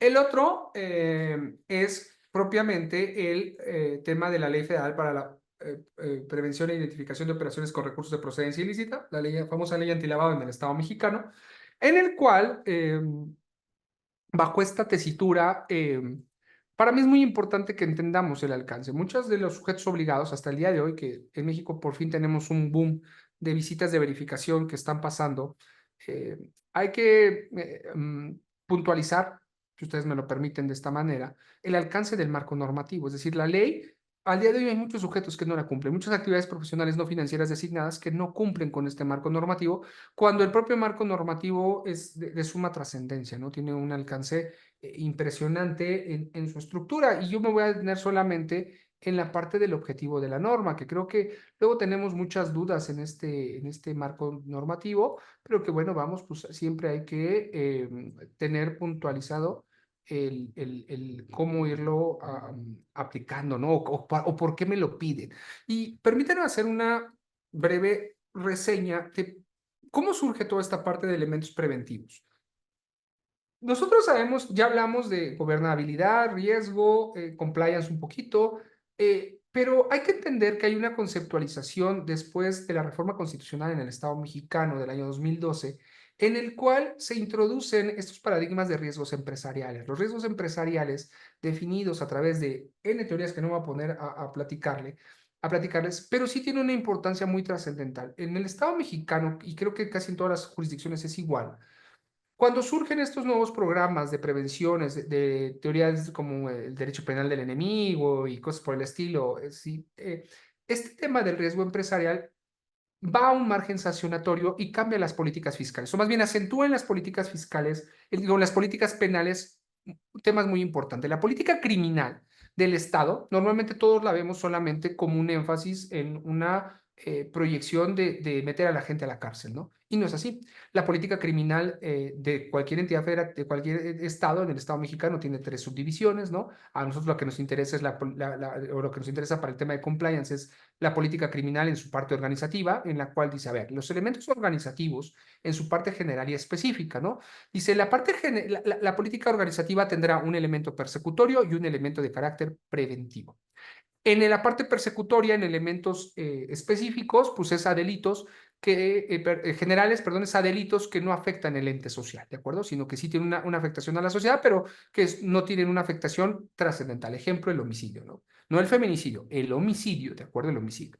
Oye, y la específica es todos aquellos delitos que impactan socialmente, es decir, que generan agravantes dentro del marco de la sociedad, como lavado de dinero, temas fiscales, delincuencia organizada, ¿no? Esos son los que se apartan ahí. Sobre esos tipos de delitos, la política criminal organizativa en su parte específica tendrá que generar conductas de carácter preventivo. ¿Por qué? Porque lo que se debe de buscar es la erradicación de la conducta criminalizada y entonces se deberán de otorgar pautas de comportamiento para que los ciudadanos que acaten voluntariamente sus marcos normativos les demos herramientas para que puedan acreditar que no hay una vinculación dentro del margen de esos procesos, es decir, que se quitan de eso porque es tan radical como, por ejemplo, el lavado de dinero, que es, puedes encontrarlo de muchas formas y sin querer te puede, bueno, no sin querer, porque el lavado de dinero conlleva siempre la conducta dolosa, ¿no? El dolo, pero que te puedes querer vincular en tu apetito de riesgo de carácter económico y puedes empezar a hacer conductas que te van a afectar. Bajo esa señalamiento, estas conductas o estos actuares, permíteme decirlo de esta manera, eh, van a conllevar que se creen normas como la ley de prevención del lavado de dinero, que dice, hey, cada pauta que yo te voy a dar va a ser para que tú no te vincules, no tengas elementos para desvirtuar la conducta criminal. Si tú mandas un aviso, ¿no? Hace rato lo decía, quitas la conducta dolosa, ¿no? Si tú identificas al cliente, me explicó, o reportas ciertas situaciones, pues entonces los bienes que tú tienes, pues ya no tienen un origen de carácter ilícito porque hubo una buena participación, por citar algunos ejemplos. Ah, ok. Y así ahí tenemos la ley, la parte en temas anticorrupción, por ejemplo, ¿no? Con el artículo 25, que dice, tengo diversos protocolos para amortiguar la parte corruptible y hasta tengo un distintivo de integridad empresarial que tenemos el día de hoy en el Estado mexicano para aquellas empresas que quieren certificar sus programas anticorrupción. Y entonces, pues muestro también ciertas buenas políticas para que no me sanciones no tenga yo una sanción por una conducta grave, ¿no? Y entonces pueda perder participación en licitaciones, Entonces, nace de ese enfoque, es decir, la propia política criminal del Estado ha incursionado en la generación de diversos protocolos en el margen de cumplimiento normativo. Ya les di dos, por citar un ejemplo. Bajo esa estructura, cuando nosotros tenemos esa ideología y entendimiento de la política criminal del Estado, podemos entender de una manera distinta el objeto de la ley de lavado de dinero. Veamos, dice claramente, oye, cuál es la conducta que se está llevando a cabo en ¿qué protege? Dice, y todos me van a decir, todos los que están en México van a decir, pues protege el sistema financiero y la economía nacional. Y yo digo, perfecto, sí, bravo, ya sabemos qué protege. ¿Y cómo lo va a hacer? Esa sería una muy buena segunda pregunta. ¿Y cómo va a hacerlo? Ah, pues muy fácil, dice, estableciendo medidas y procedimientos para prevenir y detectar. Y entonces cuando en México decimos que es una ley de carácter administrativo, yo digo, vale, pues si está hablando de prevención y detección, está hablando de contención de conductas criminales. Entonces, claro que es una ley de carácter administrativo desde la perspectiva del enfoque del Poder Ejecutivo versus la culminación de la política criminal en el elemento organizativo. Entonces, hay que entenderla desde esa perspectiva. No lo digo yo, a los que están en el Estado mexicano les interese. Ahí está ay, se me fue el nombre, en la versión estenográfica de la tesis de 2018, ¿no? En el cual la Corte dice, es la ley de lavado de dinero es una ley de carácter penal en ejecución administrativa. Ah, claro, es muy distinto. Pero vean, no solamente se vincula con el delito de lavado de dinero, dice, a detectar actos u operaciones, y aquí, que involucren recursos de procedencia ilícita. En ningún momento dijo, como lo dije, nuestro delito se llama operaciones con recursos de procedencia ilícita. Aquí dijo, no, esto va a servir para prevenir y detectar cualquier acto u operación que involucre. Y aquí hay que hacer un señalamiento. Dice que involucre un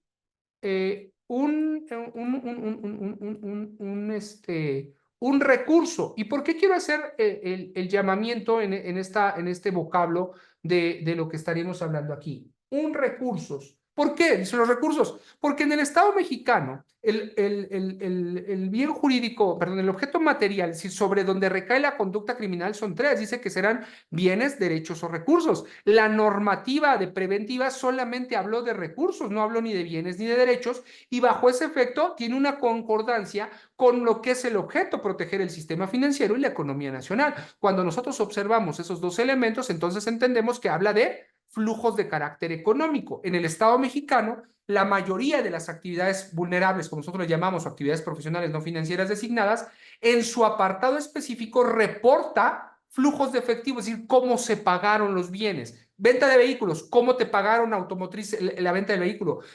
Casas, cómo te pagaron el inmueble. Oye, préstamos, cómo diste el flujo de efectivo. Participación en juegos, concursos, sorteos. El tema de casinos, cómo te compraron los boletos, cómo entregaste el premio. Siempre te piden su último apartado esa función. ¿De acuerdo? Entonces, el entendimiento de la norma, perdón que regreses, oye, prevenir y detectar, dice, a través de una coordinación de carácter institucional que tenga como fines, y entonces aquí la importancia nuevamente en el alcance. ¿Cuál es la importancia que tiene la ley de lavado de dinero? Dice, pues dice, los expedientes que se generan son para recabar elementos útiles para investigar y perseguir los delitos de operaciones con recursos de procedencia ilícita. Otra vez, cualquier tipo, no solamente los específicos en el delito, es decir, está hablando de los delitos precedentes, subyacentes y el propio delito de lavado de dinero, ¿de acuerdo? Ahí está. Está buscando ese. Dice, relacionados estos últimos con las estructuras financieras de las organizaciones delictivas. No lo quiso decir tal cual, pero está hablando de asociación delictiva o delincuencia organizada. Dice, y evitar el uso de los recursos para su financiamiento. En el Estado mexicano, la ley de lavado de dinero contempla que ciertos bienes tienen limitante para pagar en flujos de efectivo, en billete, ¿no? Billete y moneda es constante y sonante, ¿no? Ejemplo, para vivienda, permítanme los especialistas redondear, son 8,025 UMAS, pero deben ser algo así como, a ver, más menos, 8,025 por 108, si no me equivoco, me faltan los centavos. No puedes pagar con más de 866,000 pesos mexicanos la casa, ¿no?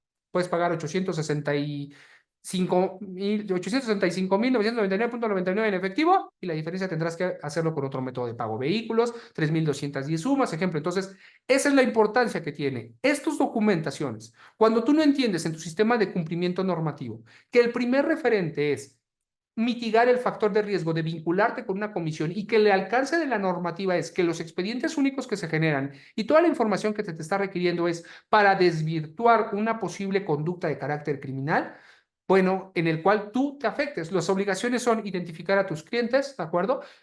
Hacer un margen de cuestionamiento de beneficiario controlador y tener una constancia de situación fiscal para acreditar la conducta económica, conservar la información, apoyar, a prestar apoyo en las visitas de verificación y la presentación de los avisos existentes, ¿de acuerdo? Entonces, ese es el otro margen normativo. Y aquí hago una pausa, ¿de acuerdo? Eso sería lavado de dinero, ahora para que lo contemplemos. Si eres una actividad vulnerable, ya les dije que en la parte penal, pues te lo van a requerir global, independientemente. En esta parte, en ley de lavado, también se deriva otro protocolo que es propio de organizaciones sin fines de lucro, ¿no? En el año 2019, la Unidad de Inteligencia Financiera emitió la guía de combate al financiamiento al terrorismo para que las organizaciones sin fines de lucro, donatarias autorizadas, este tipo de organizaciones, bueno, pues tienen que tener esa guía para acreditarle a la UIF, porque ha pasado que hay un bloqueo de cuenta bancaria y luego no sabemos cómo desbloquearla de manera ágil sin tener que ir a procedimientos. Una forma es acreditando que tienes todo lo que te requieren en los protocolos de organizaciones sin fines de lucro, esa guía de financiamiento al terrorismo, y bueno, pues te va a apoyar mucho, ¿de acuerdo? Y un paralelo. En el Estado mexicano, hace rato yo dije, tema de beneficiario controlador. En el Estado mexicano, que va con la parte fiscal, adicional, el sujeto obligado en ley de lavado solamente tiene que cuestionar, ¿no? El sistema financiero sí tiene que conocer si hay beneficiarios controladores o propietarios reales o beneficiarios finales, que son los tres nombres que nosotros tenemos en el Estado mexicano. El sistema financiero sí. Él tiene que indagar y verificar. En las actividades profesionales no financieras designadas, nosotros solamente tenemos la obligación de cuestionar a nuestros clientes de, oye, veo aquí a Moni, ¿no? Moni, ¿tienes beneficiario controlador? No. ¿Tienes documentación? Son dos preguntas. ¿Tienes beneficiario? Sí. Digo, no. ¿Tienes documentación? No. Ah, perfecto. Si Mónica me dijera, sí, sí tengo y aquí está la documentación, lo registro y presento en mi aviso. Se acabó, ¿de acuerdo?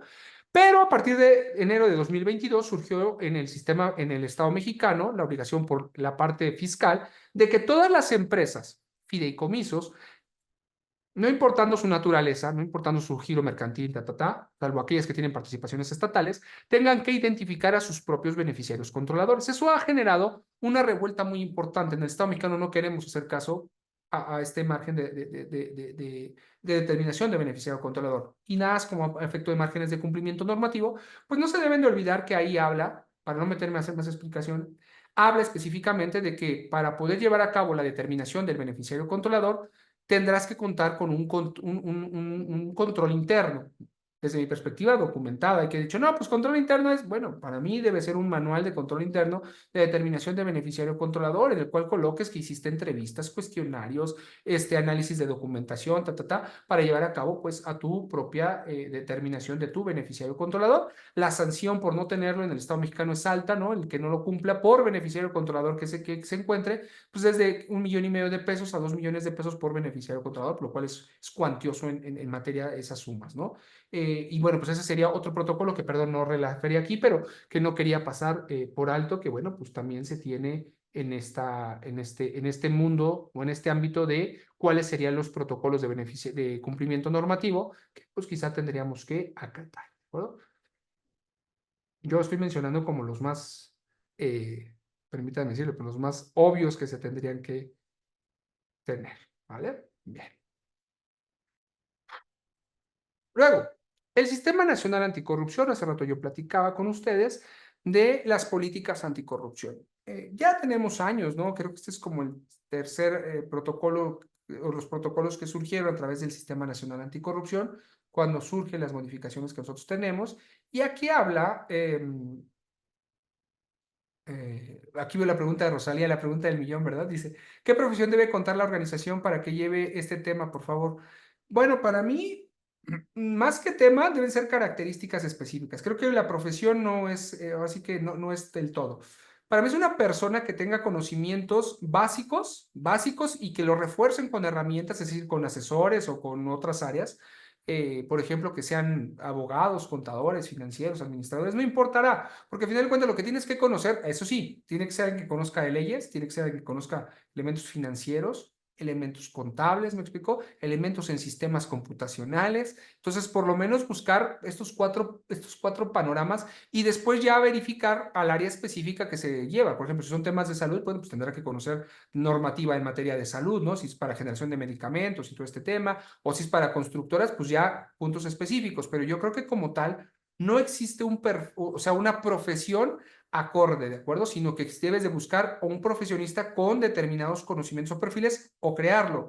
Desde mi perspectiva es preferible crear al oficial de cumplimiento a tu medida, capacitarlo en las áreas que tú tengas y reforzarlo. Eso es como yo lo vería. Ahora, hace rato me lo salté porque no es tema de la charla, pero lo puedo decir. Cuando hablamos de un sistema de gestión de riesgo, los sistemas de gestión de riesgo van a conllevar que tú tengas implementado quizá una unidad de riesgo o oficiales de cumplimiento dependiendo del tipo de riesgo. Porque el oficial de cumplimiento ve cumplimiento normativo, pero pues quizá tienes que tener un oficial de riesgo estratégico, uno de riesgo operacional, uno de riesgo reputacional. Ejemplo, los riesgos reputacionales los ve un comité de pánico, normalmente así se llama, ¿no? El comité de pánico que está instaurado por un miembro de la alta dirección, el oficial de cumplimiento y alguna persona específica del tema de riesgo que se ha generado y un mercadólogo. ¿Por qué? Porque el riesgo reputacional, si bien es muy complicado de atenuar, quizá el área mercadológica te pueda servir a crear frases o a crear insumos. Ejemplo, en el Estado mexicano, un 15 de septiembre, que en el Estado mexicano es el día de nuestra independencia, bueno, la noche del 15-16 de septiembre, si no te van a regañar, ahí nosotros tuvimos en una aerolínea que ya está extinta en este momento, que se llama Interjet. Interjet, unas azafatas publicaron fotos desde el aire en el cual ponían sobre la plancha, estaban pasando sobre la plancha, creo que de Morelia, si no me equivoco, la plancha, bueno, la plancha de gobierno de Morelia, donde está la bandera, y señalaron qué ganas de aventar una bomba para matar a tanto persona no deseable, no quiero decir la palabra que usas, ¿no? Para personas de bajos recursos, dicha de una manera muy desagradable.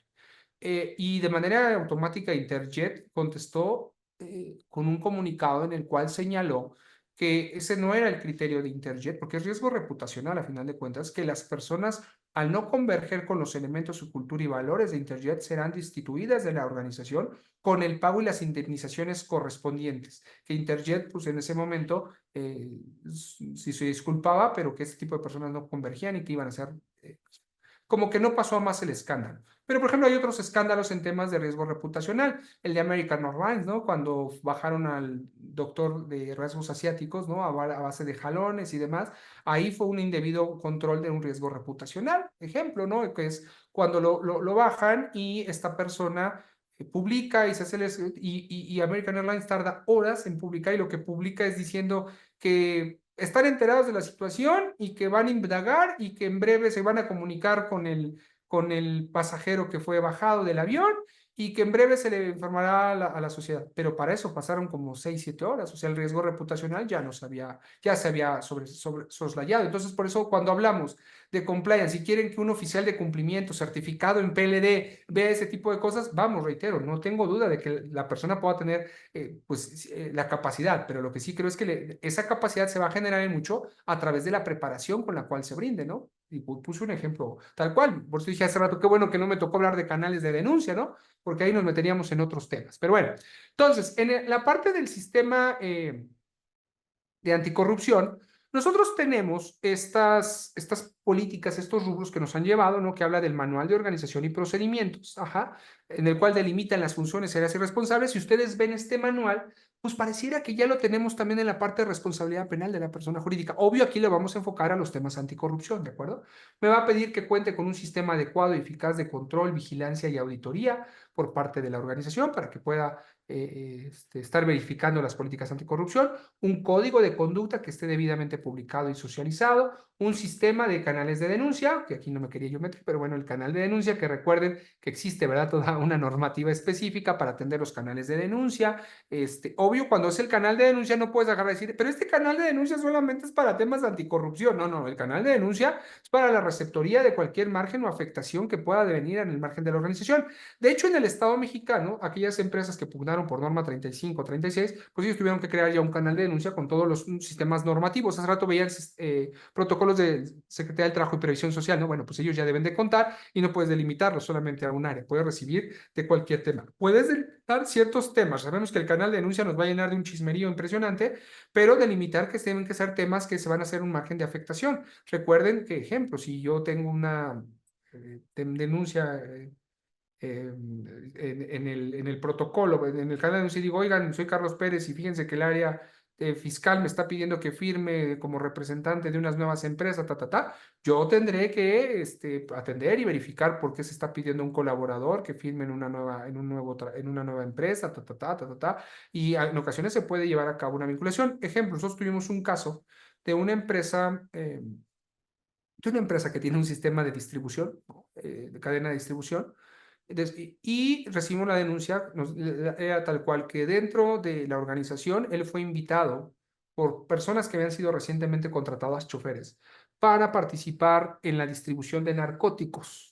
Ajá, de distribución de narcóticos. Entonces ahí lo que nos enteramos a través del canal de denuncia es que la persona, pues se habían contratado choferes y varios de esos choferes pertenecían a un cártel de México y que utilizaban los camiones simplemente para los sistemas de distribución. O sea, hacían paradas estratégicas en ciertos lugares, cargaban camiones aprovechando las rutas y distribuían, me explicó, de esa forma. Y ahí, pues, por ejemplo, en el canal de denuncia, uno de los protocolos que tiene que tener el canal de denuncia, ustedes lo saben, es, pues, tiene que brindarle seguridad a la persona que ha llevado a cabo el margen de la denuncia, ¿no? Y tenemos que ver los manejas o formas de actuar. La verdad es que ahí lo que nos ayudó mucho, lo confieso, fue el tema de pandemia, porque obvio, pues, al venir la pandemia y bajar los sistemas de distribución, pues se pudieron aprovechar para, pues, correr a las personas sin tener una problemática mayor, ¿no? Pero vamos, ahí el problema era, oye, tenemos que garantizar la seguridad de él, de su familia, se presentará o no la denuncia, ¿de acuerdo? Entonces, pues vamos, ese sería un tema importante, ¿no? Eh, para que pues ustedes lo puedan observar, ¿no? Entonces, pues bueno, ahí es como pudiéramos general, ¿no? Veo que Claudia me pregunta cuál es la normativa. Bueno, no como tal normativa, sino que existe una ISO. Ay, corríjanme, ayúdenme, si no más me equivoco, es la ISO 37002, ¿no? Si no más me equivoco, es la 37002 que habla de los sistemas de implementaciones de los canales de denuncia, ¿de acuerdo? Esa es. Y de hecho, si no me equivoco, acaba de ser, casi está nuevecita, ¿no? Es de 2024 la actualización. Entonces, pues bueno, es esa la que pudiera yo sujetar, ¿no? Sí, sistemas de gestiones de canal de denuncia, si no me equivoco, así se llama, y sí, si no me equivoco, es la 37002. ¿Vale? Bueno, entonces aquí habla de que tengamos que tener un canal de denuncia, me va a requerir que haya un sistema y procesos adecuados para el entrenamiento, capacitación o recursos humanos y mis mecanismos de actuación. Ahora, en el Estado mexicano, como yo les decía, desde hace un año, si no me equivoco, 2022, finales de 2022, se creó para todas aquellas empresas que tienen participan a través de, captan flujos de gobierno, pues se crea el sistema o el distintivo de integridad empresarial, el padrón de integridad empresarial. Déjenme ver, que está leyendo, se los quería mostrar, a ver si ahorita voy a salir en lo que lo hace. Usted se crea un padrón de integridad empresarial en el cual ya se le entrega a las organizaciones un distintivo, bueno, no, yo digo un distintivo, pero bueno, una certificación por parte de la Secretaría de la Función Pública en la cual, pues con ese acreditan, ¿no? Que ya es una empresa que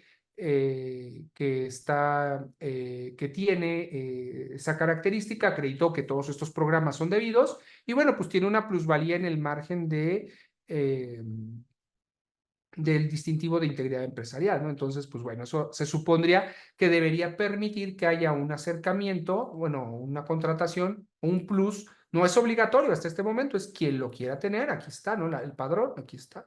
Ustedes lo pueden ver en esta página, aquí está el padrón del distintivo de integridad empresarial y aquí nos dice, ¿no? ¿Qué es, no? El padrón de integridad empresarial. Aquí están los lineamientos. Ese es un registro que lleva la Secretaría de la Función Pública de las empresas que cuenten con políticas de integridad conforme a los elementos que alude el artículo 25 de la Ley General de Responsabilidades Administrativas, que es la que estábamos viendo. El propósito es vincular al sector empresarial con la administración pública para prevenir los riesgos de corrupción. La Secretaría de la Función Pública orienta a las personas físicas o morales que deseen implementar una política de integridad, ¿no? Y bueno, pues aquí vienen los pasos, se lo pueden ustedes consultar, así se llama Padrón de Integridad Empresarial. Y bueno, pues es un plus, ¿de acuerdo? Que se puede tener, ¿no? Ah, mira, aquí Oscar sí me ayudó. No me falló, ¿verdad, Oscar? Sí la atiné, la 37, no la atiné, sí me acordé, la 37,002. Ok, muchas gracias, Oscar, por el apoyo.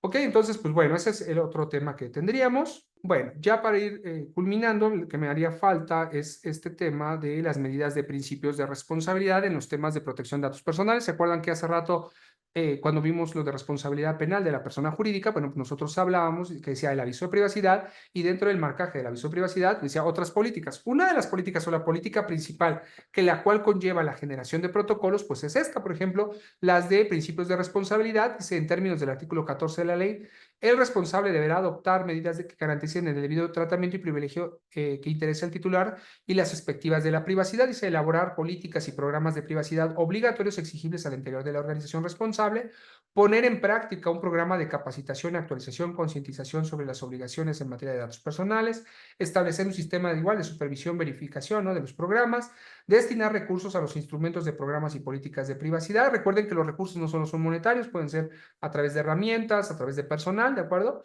Instrumentar procedimientos para que se atiendan los riesgos para la protección de datos personales para la implementación de nuevos productos, ¿no?, y para mitigarlos, y revisar periódicamente los programas de seguridad para determinar modificaciones que se requieren. Mínimamente, hay otros programas, quiero dejar muy claro que cuando nosotros hablamos de materia de protección de datos personales, pues bueno, el alcance es vasto, ¿de acuerdo? No basta solamente con decir, ah, ya tengo mi aviso de privacidad, porque, a ver, denme un segundo, quiero que vean cuánto es lo que alcanza dentro de un manual, un programa, bueno, a mi consideración, a nuestra consideración, ¿de acuerdo?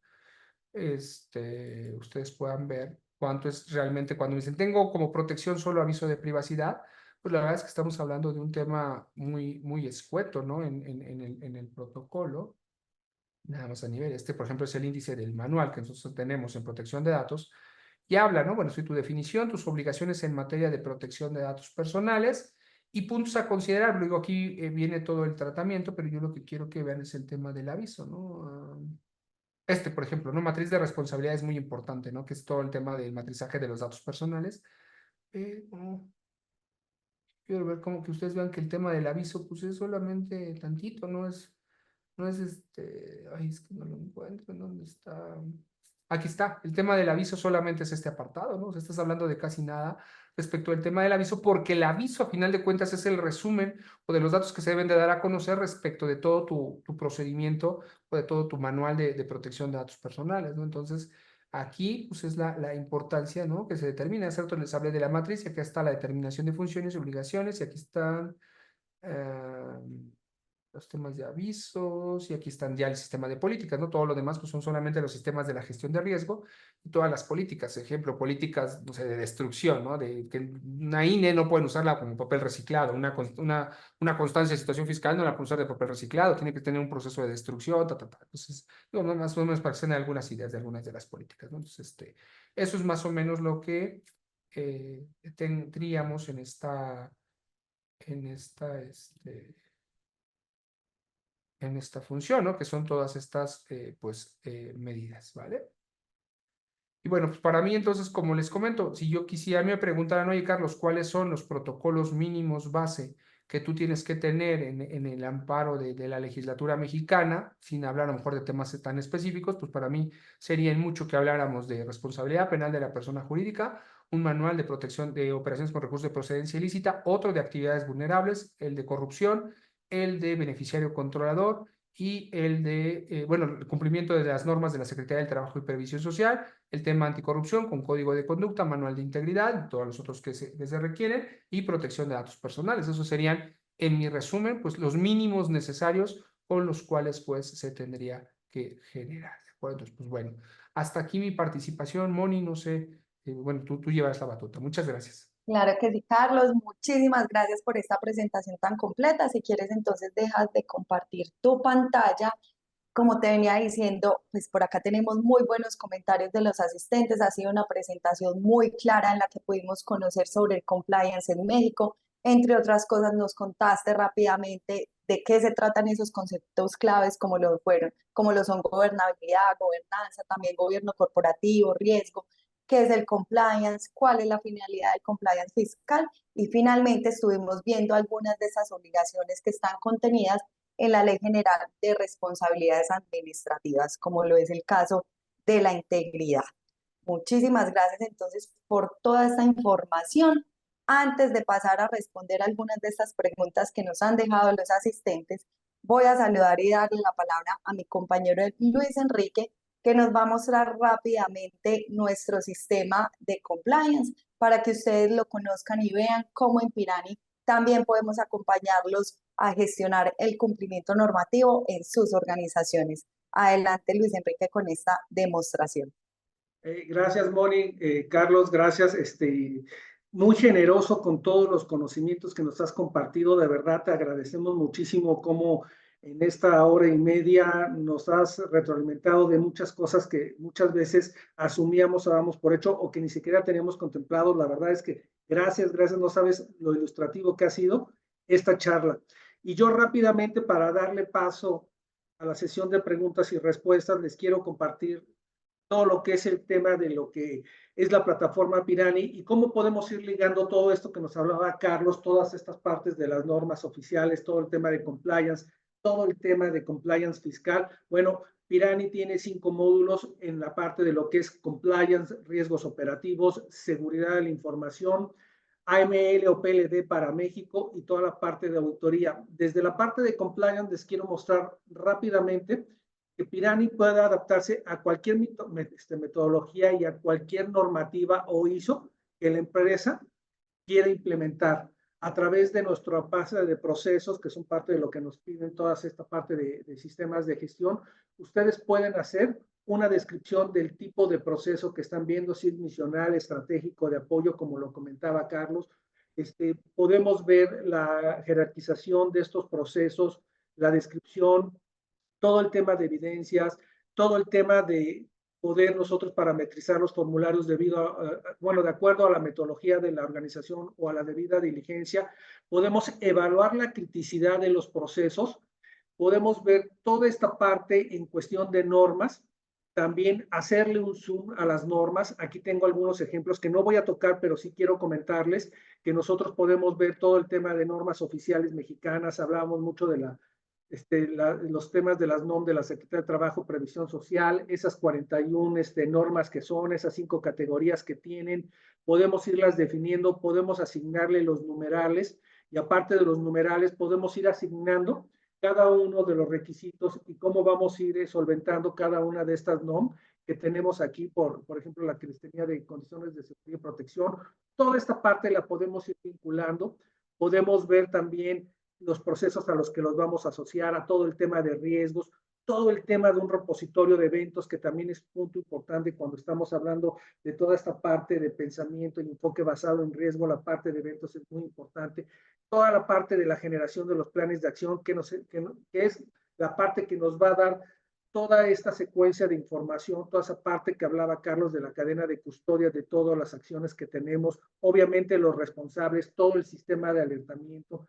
Cuando estamos hablando específicamente del enfoque y de el pensamiento basado en riesgos, la plataforma nos permite tener reductores de subjetividad, que era algo también que comentaba Carlos, el que nosotros podamos definir dentro del riesgo a qué le vamos a dar más peso de acuerdo al tipo de compliance o de riesgo que es, y le vamos a dar más peso a un tema de continuidad de negocio, a un tema de riesgo reputacional, legal, ambiental, de trabajo. Ustedes pueden definir todas estas variables con las que calificamos el riesgo. Entonces es algo importante porque, como lo mencionaba, vamos haciéndolo un sub o reduciendo la subjetividad de cómo estamos nosotros evaluando el riesgo, la parte de la frecuencia y del impacto.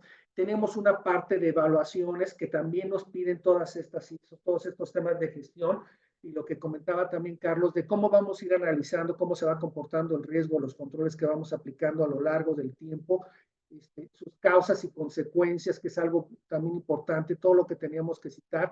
Me voy a situar rápidamente para ver, cuando estamos hablando de todo este compliance fiscal, cómo lo acompañamos con el módulo de compliance, pero cómo tenemos nosotros la suite de lo que es AML o PLD, cómo vamos teniendo nosotros toda esta parte que Carlos nos mencionaba también de todo lo que son los factores de riesgo que nos piden todos estos sistemas de gestión específicamente para lavado de dinero, todo lo que son los clientes, las contrapartes, los canales, los productos, las jurisdicciones que hablaba, todo el tema de segmentación, que es cómo vamos desagregando todas estas funciones, cómo vamos llegando a la minucia. Él mencionaba el caso de las zonas de alto riesgo que teníamos ahí mapeados. Bueno, toda esta parte se puede segmentar dentro de la plataforma de Pirani, y podemos ir haciendo de toda esta parte de seguimiento o hasta operaciones de sospechosas o iniciales, todo lo que le llamamos nosotros, todo lo que es el seguimiento a operaciones. O sea, todo esto lo podemos manejar con Pirani. Tenemos la parte también de,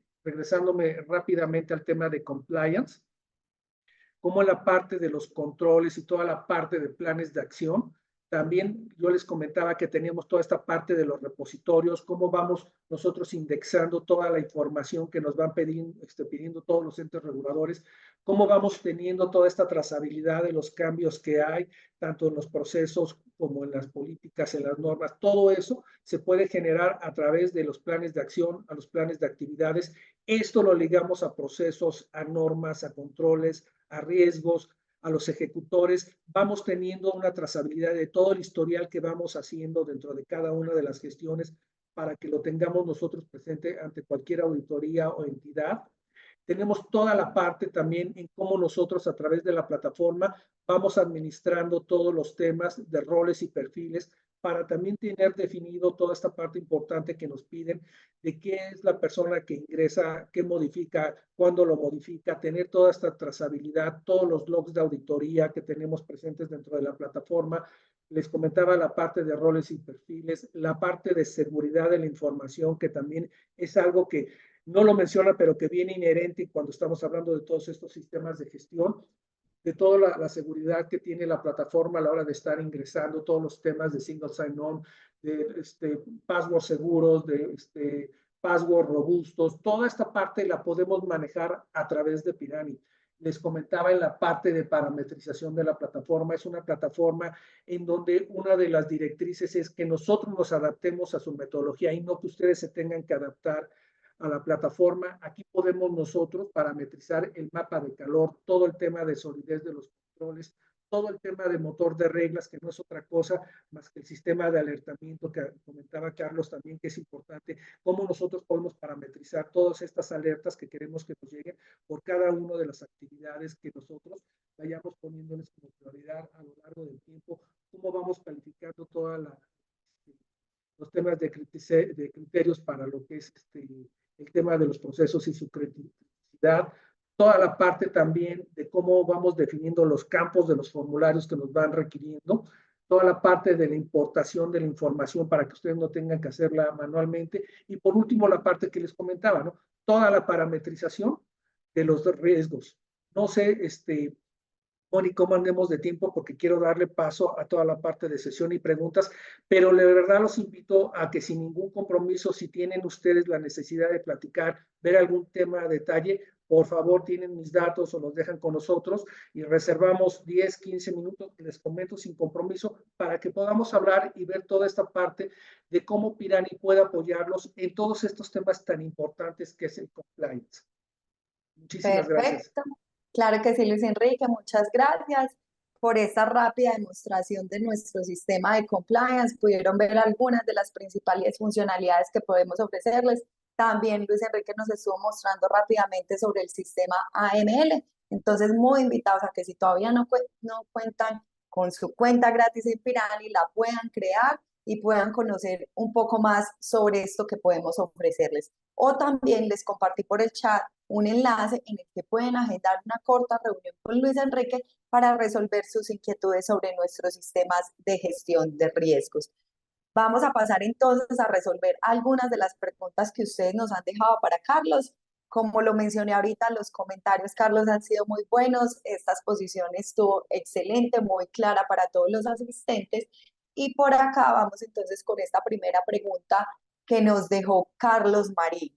En México, para el caso de incumplimiento de las NOM, ¿se consideran riesgos legales o riesgos de compliance? No, las NOMs para mí son riesgos de compliance. Para mí son riesgos de compliance. Reitero, para mí los riesgos legales atienden más a la creación de leyes, o sea, leyes como tal, no otro de índole, sino leyes. Que a fin de cuentas las NOMs, si bien tienen fuerza de obligatoria, creo que son más en la parte operativa y entonces es un cumplimiento de la norma, me explico como tal. Y por eso creo que sería más un margen de compliance que de riesgo legal. Perfecto, entonces son de carácter de compliance. Por aquí Mario Alvarado nos pregunta, ¿cómo aterrizamos el riesgo en el plano económico? Es decir, transformar el porcentaje de probabilidad en dinero.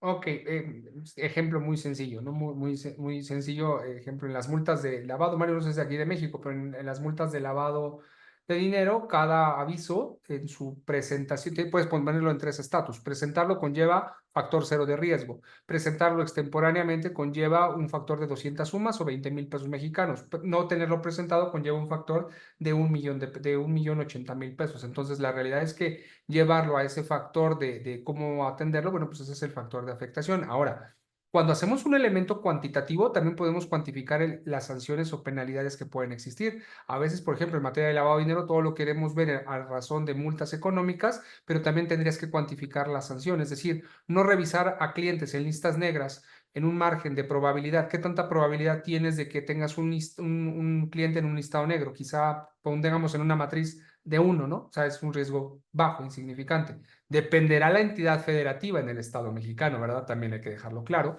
Pero el impacto económico puedes manifestarlo en 2 elementos, los elementos cuantitativos. El impacto económico de vincularte en un procedimiento, ¿cuánto es el factor de costo? Ejemplo, en las prisiones en el Estado mexicano, el costo solamente del pase de raya de las personas, solamente por pasarte lista y que no te suceda nada, es más o menos de 35 pesos por pase de lista. Entonces, estás hablando de que nada más de eso, pues ya estás hablando de 110 pesos porque te digan que sí estás. Ya el querer dormir en una cama, bueno, pues tiene un costo aproximado de 7,000 a 12,000 pesos dependiendo de la prisión, ¿no? Para que te dejen dormir en cama, seguramente en conjunto con alguien, ¿no? Dormir de 4,000, de 2,000 a 4,000 pesos que te dejen dormir. Que te dejen dormir en cama de 7,000 a 12,000 pesos. Que te dejen dormir en una cama sola de 15,000 a 20,000 pesos. Entonces, más o menos tú tienes que tener, porque esos son costos a final de cuentas de tu factor de riesgo. Entonces, depende, tienes que codificar el elemento cuantitativo en doble dimensión. No todo es dinero. Recuerden que los elementos cuantitativos, los indicadores de factores de riesgo deben de ser medibles, robustos, determinados, determinables. No deben de sufrir un margen de variación. Entonces, pues ahí está la guía de determinación de indicadores que creo que pudiera ayudar mucho en la contestación de los elementos cuantitativos. Perfecto, muy claro entonces esto que estás compartiendo. Janet Mayen nos pregunta, ¿existe una guía para revisar, de acuerdo al giro de cada empresa, cuál es el marco normativo obligatorio que debería cumplir? Pues no, que yo sepa, no existe como tal. Creo que lo más cercano acá en México es la guía de obligaciones legales que emite la NADE, la Asociación Nacional de Abogados de Empresas. Es como la que pudiera darte un indicativo, pero como tal que tengamos una guía, la respuesta es no. Ok, perfecto. Carlos Marín nos dice, ¿el oficial de cumplimiento puede ser un colaborador de la organización o puede ser alguien externo? En México generalmente se contratan despachos legales de manera externa. ¿Esto Eh, es Mira, válido? para mí, en el deber ser, pues puede ser interno, puede ser externo, o sea, no hay ninguna problemática. Nada más hay que cuidar el grado de autonomía, ¿de acuerdo? El elemento de autonomía por parte de que tenga el oficial de cumplimiento, porque si no hay autonomía, pues da igual que sea interno o externo, tiene que ser un sistema de autonomía.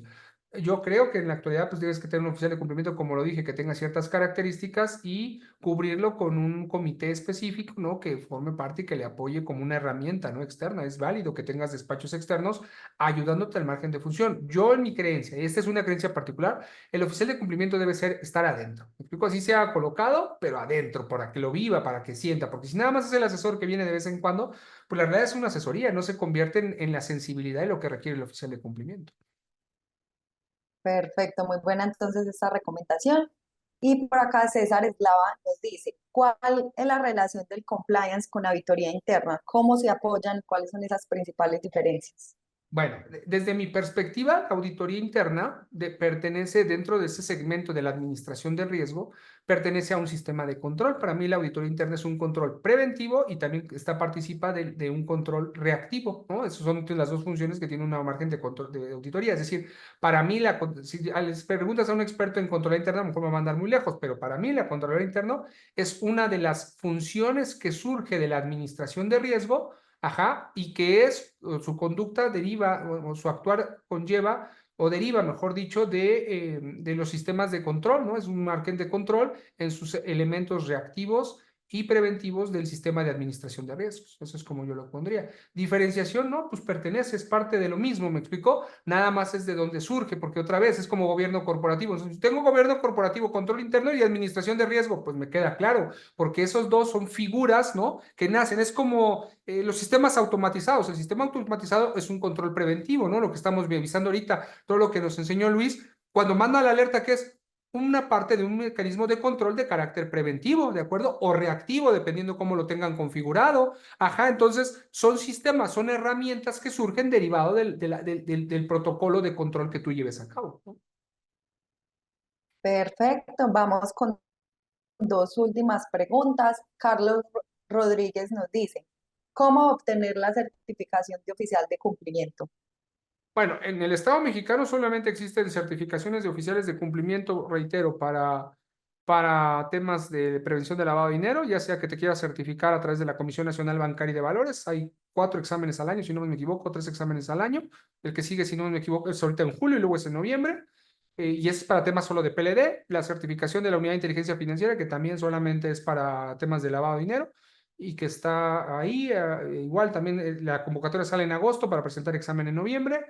Y la de protección de datos personales, que esa sale una vez al año, la verdad esa no la tengo tan en cuenta, pero son las únicas 2 certificaciones con características legales. Hay diversas instituciones que pueden ofrecerte un margen de certificación como oficial de cumplimiento, pero vamos, con valor curricular, más no la validación de una empresa. Ejemplo, bueno, pues así, por ejemplo, nosotros, World Compliance Association, tenemos certificación en oficiales de cumplimiento, en protección de datos personales, blanqueo de capitales, y podemos, esos son los que nosotros tenemos. Está, pero hay otras, ¿no? No podemos no dejar de decirlas, ¿no? Está, por ejemplo, el YAO en el Estado mexicano, que es abierto a toda Latinoamérica, es un curso gratuito que es casi dura un año. Y, por ejemplo, está acaba de iniciar, ¿no? Y es gratuito y te dan un margen de certificación, depende de la Cámara de Diputados del Estado mexicano, y bueno, pues es otro y así, ¿no? Existen varias certificaciones, pero como tal, a través de un registro global por un margen, creo que no existe, será por de carácter institucional, ¿no? Ok, muy clara entonces esta respuesta. Y la última pregunta, ¿cómo se complementan la ISO 37001 y la ISO 37301? Bueno, son de la misma familia, ¿no? De las ISO 37000.